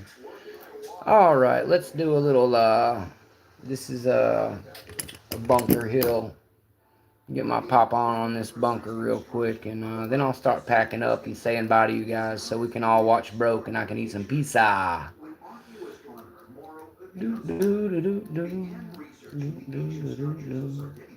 Oh, she's not liking the rake. Let's give her the dog.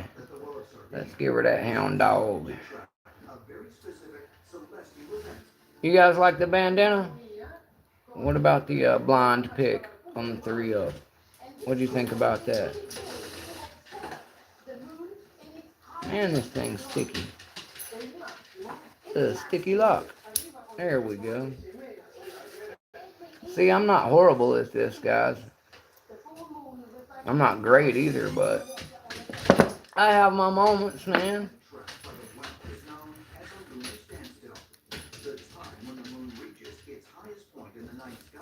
At any rate,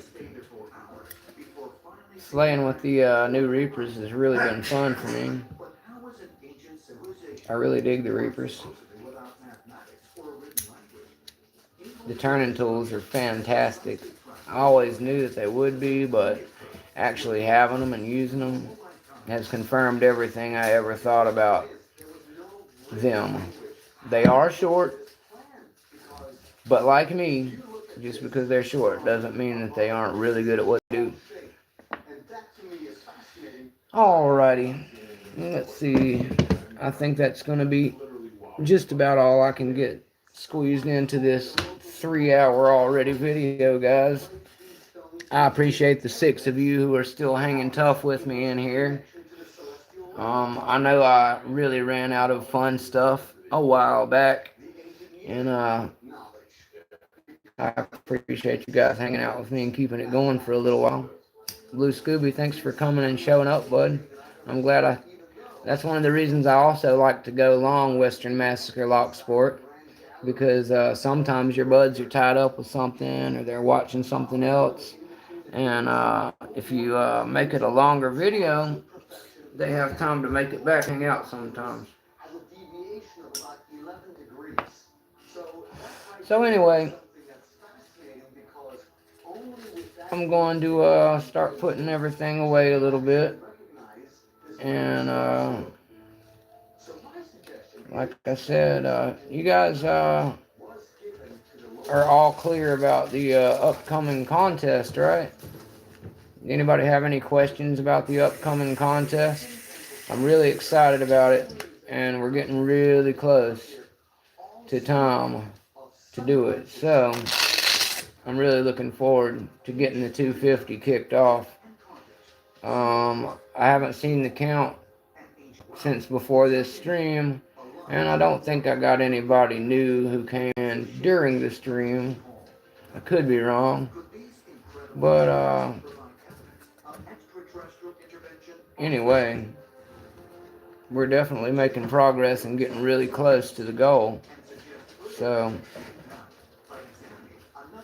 very soon I will be doing a video letting everybody know we have made it to 250, and when we do, I will start the timer on doing the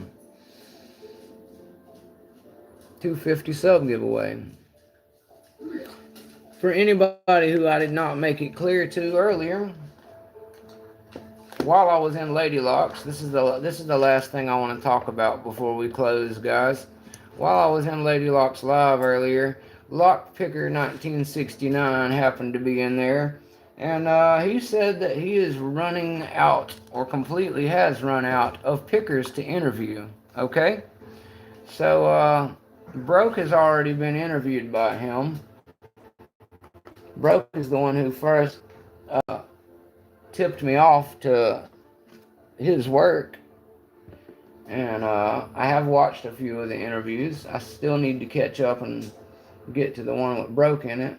I've been trying to start from the beginning and work my way forward, but I'm always getting too busy with other things. I really need to check it out. But before I got on this one, I did have a Discord chat between Mr. 69, 1969.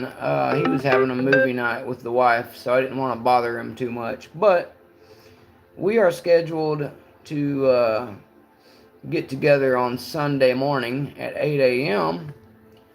I'm not sure yet, but I think that will be the pre-interview. Then again, because of the nature of his need for some content, I could be wrong. He may be wanting to go ahead and do the interview. So I told him I'll be ready either way. And that's something that any of the people who are fans of Mountain Mick, you should be interested in, because I'm sure he's going to have some deep diving, interesting questions for Mick about all the things of Mick's life and the things that brought him to lock sport, etc. And I'm really looking forward to doing the interview. I think what he's doing with that for the community is awesome. And if any of you are interested in linking up with him and doing an interview yourself, I would encourage you to do so. Get together with him on Discord. His handle is, correct me if I'm wrong here, bro. His handle, I believe, is Lockpicker1969. So get in touch with him. He has an entire Discord channel under that name. You can find his schedule to see what kind of time slots he have that will fit for you, and that way you can get yours set up, and you can also watch all the other awesome interviews he's got already done. Let's see here. Blue Scooby says the first time I tried to zip with a McTickler, I shot my tensioner out and it took me almost 2 hours to find it.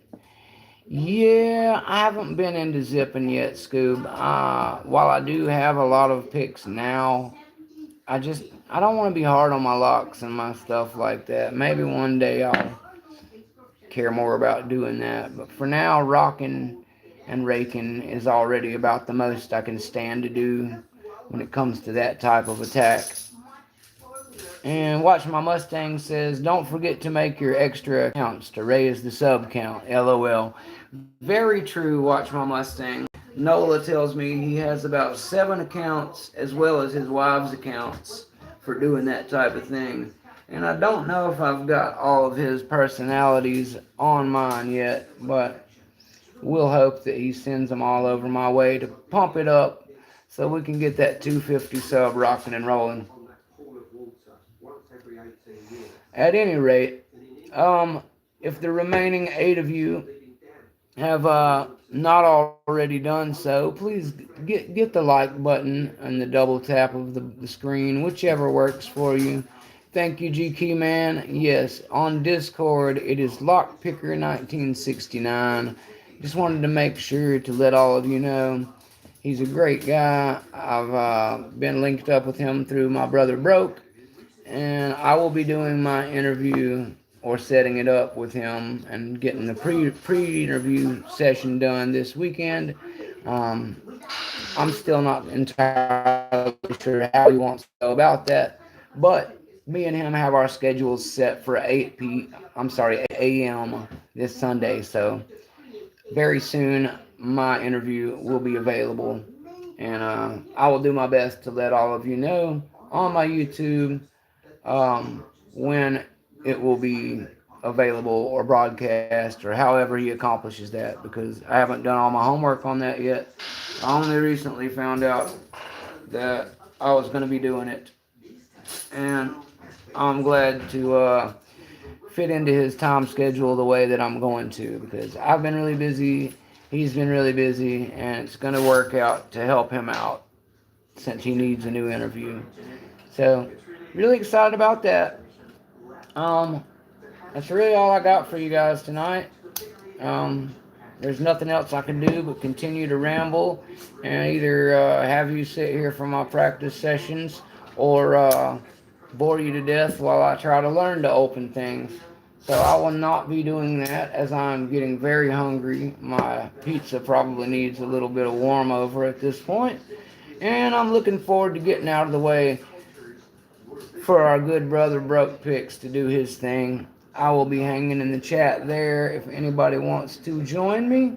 There is a link to Broke Picks in the chat for anybody who doesn't already know their way over there. Thank you, G Keyman, and also earlier to Nola for helping me with my mod assistance.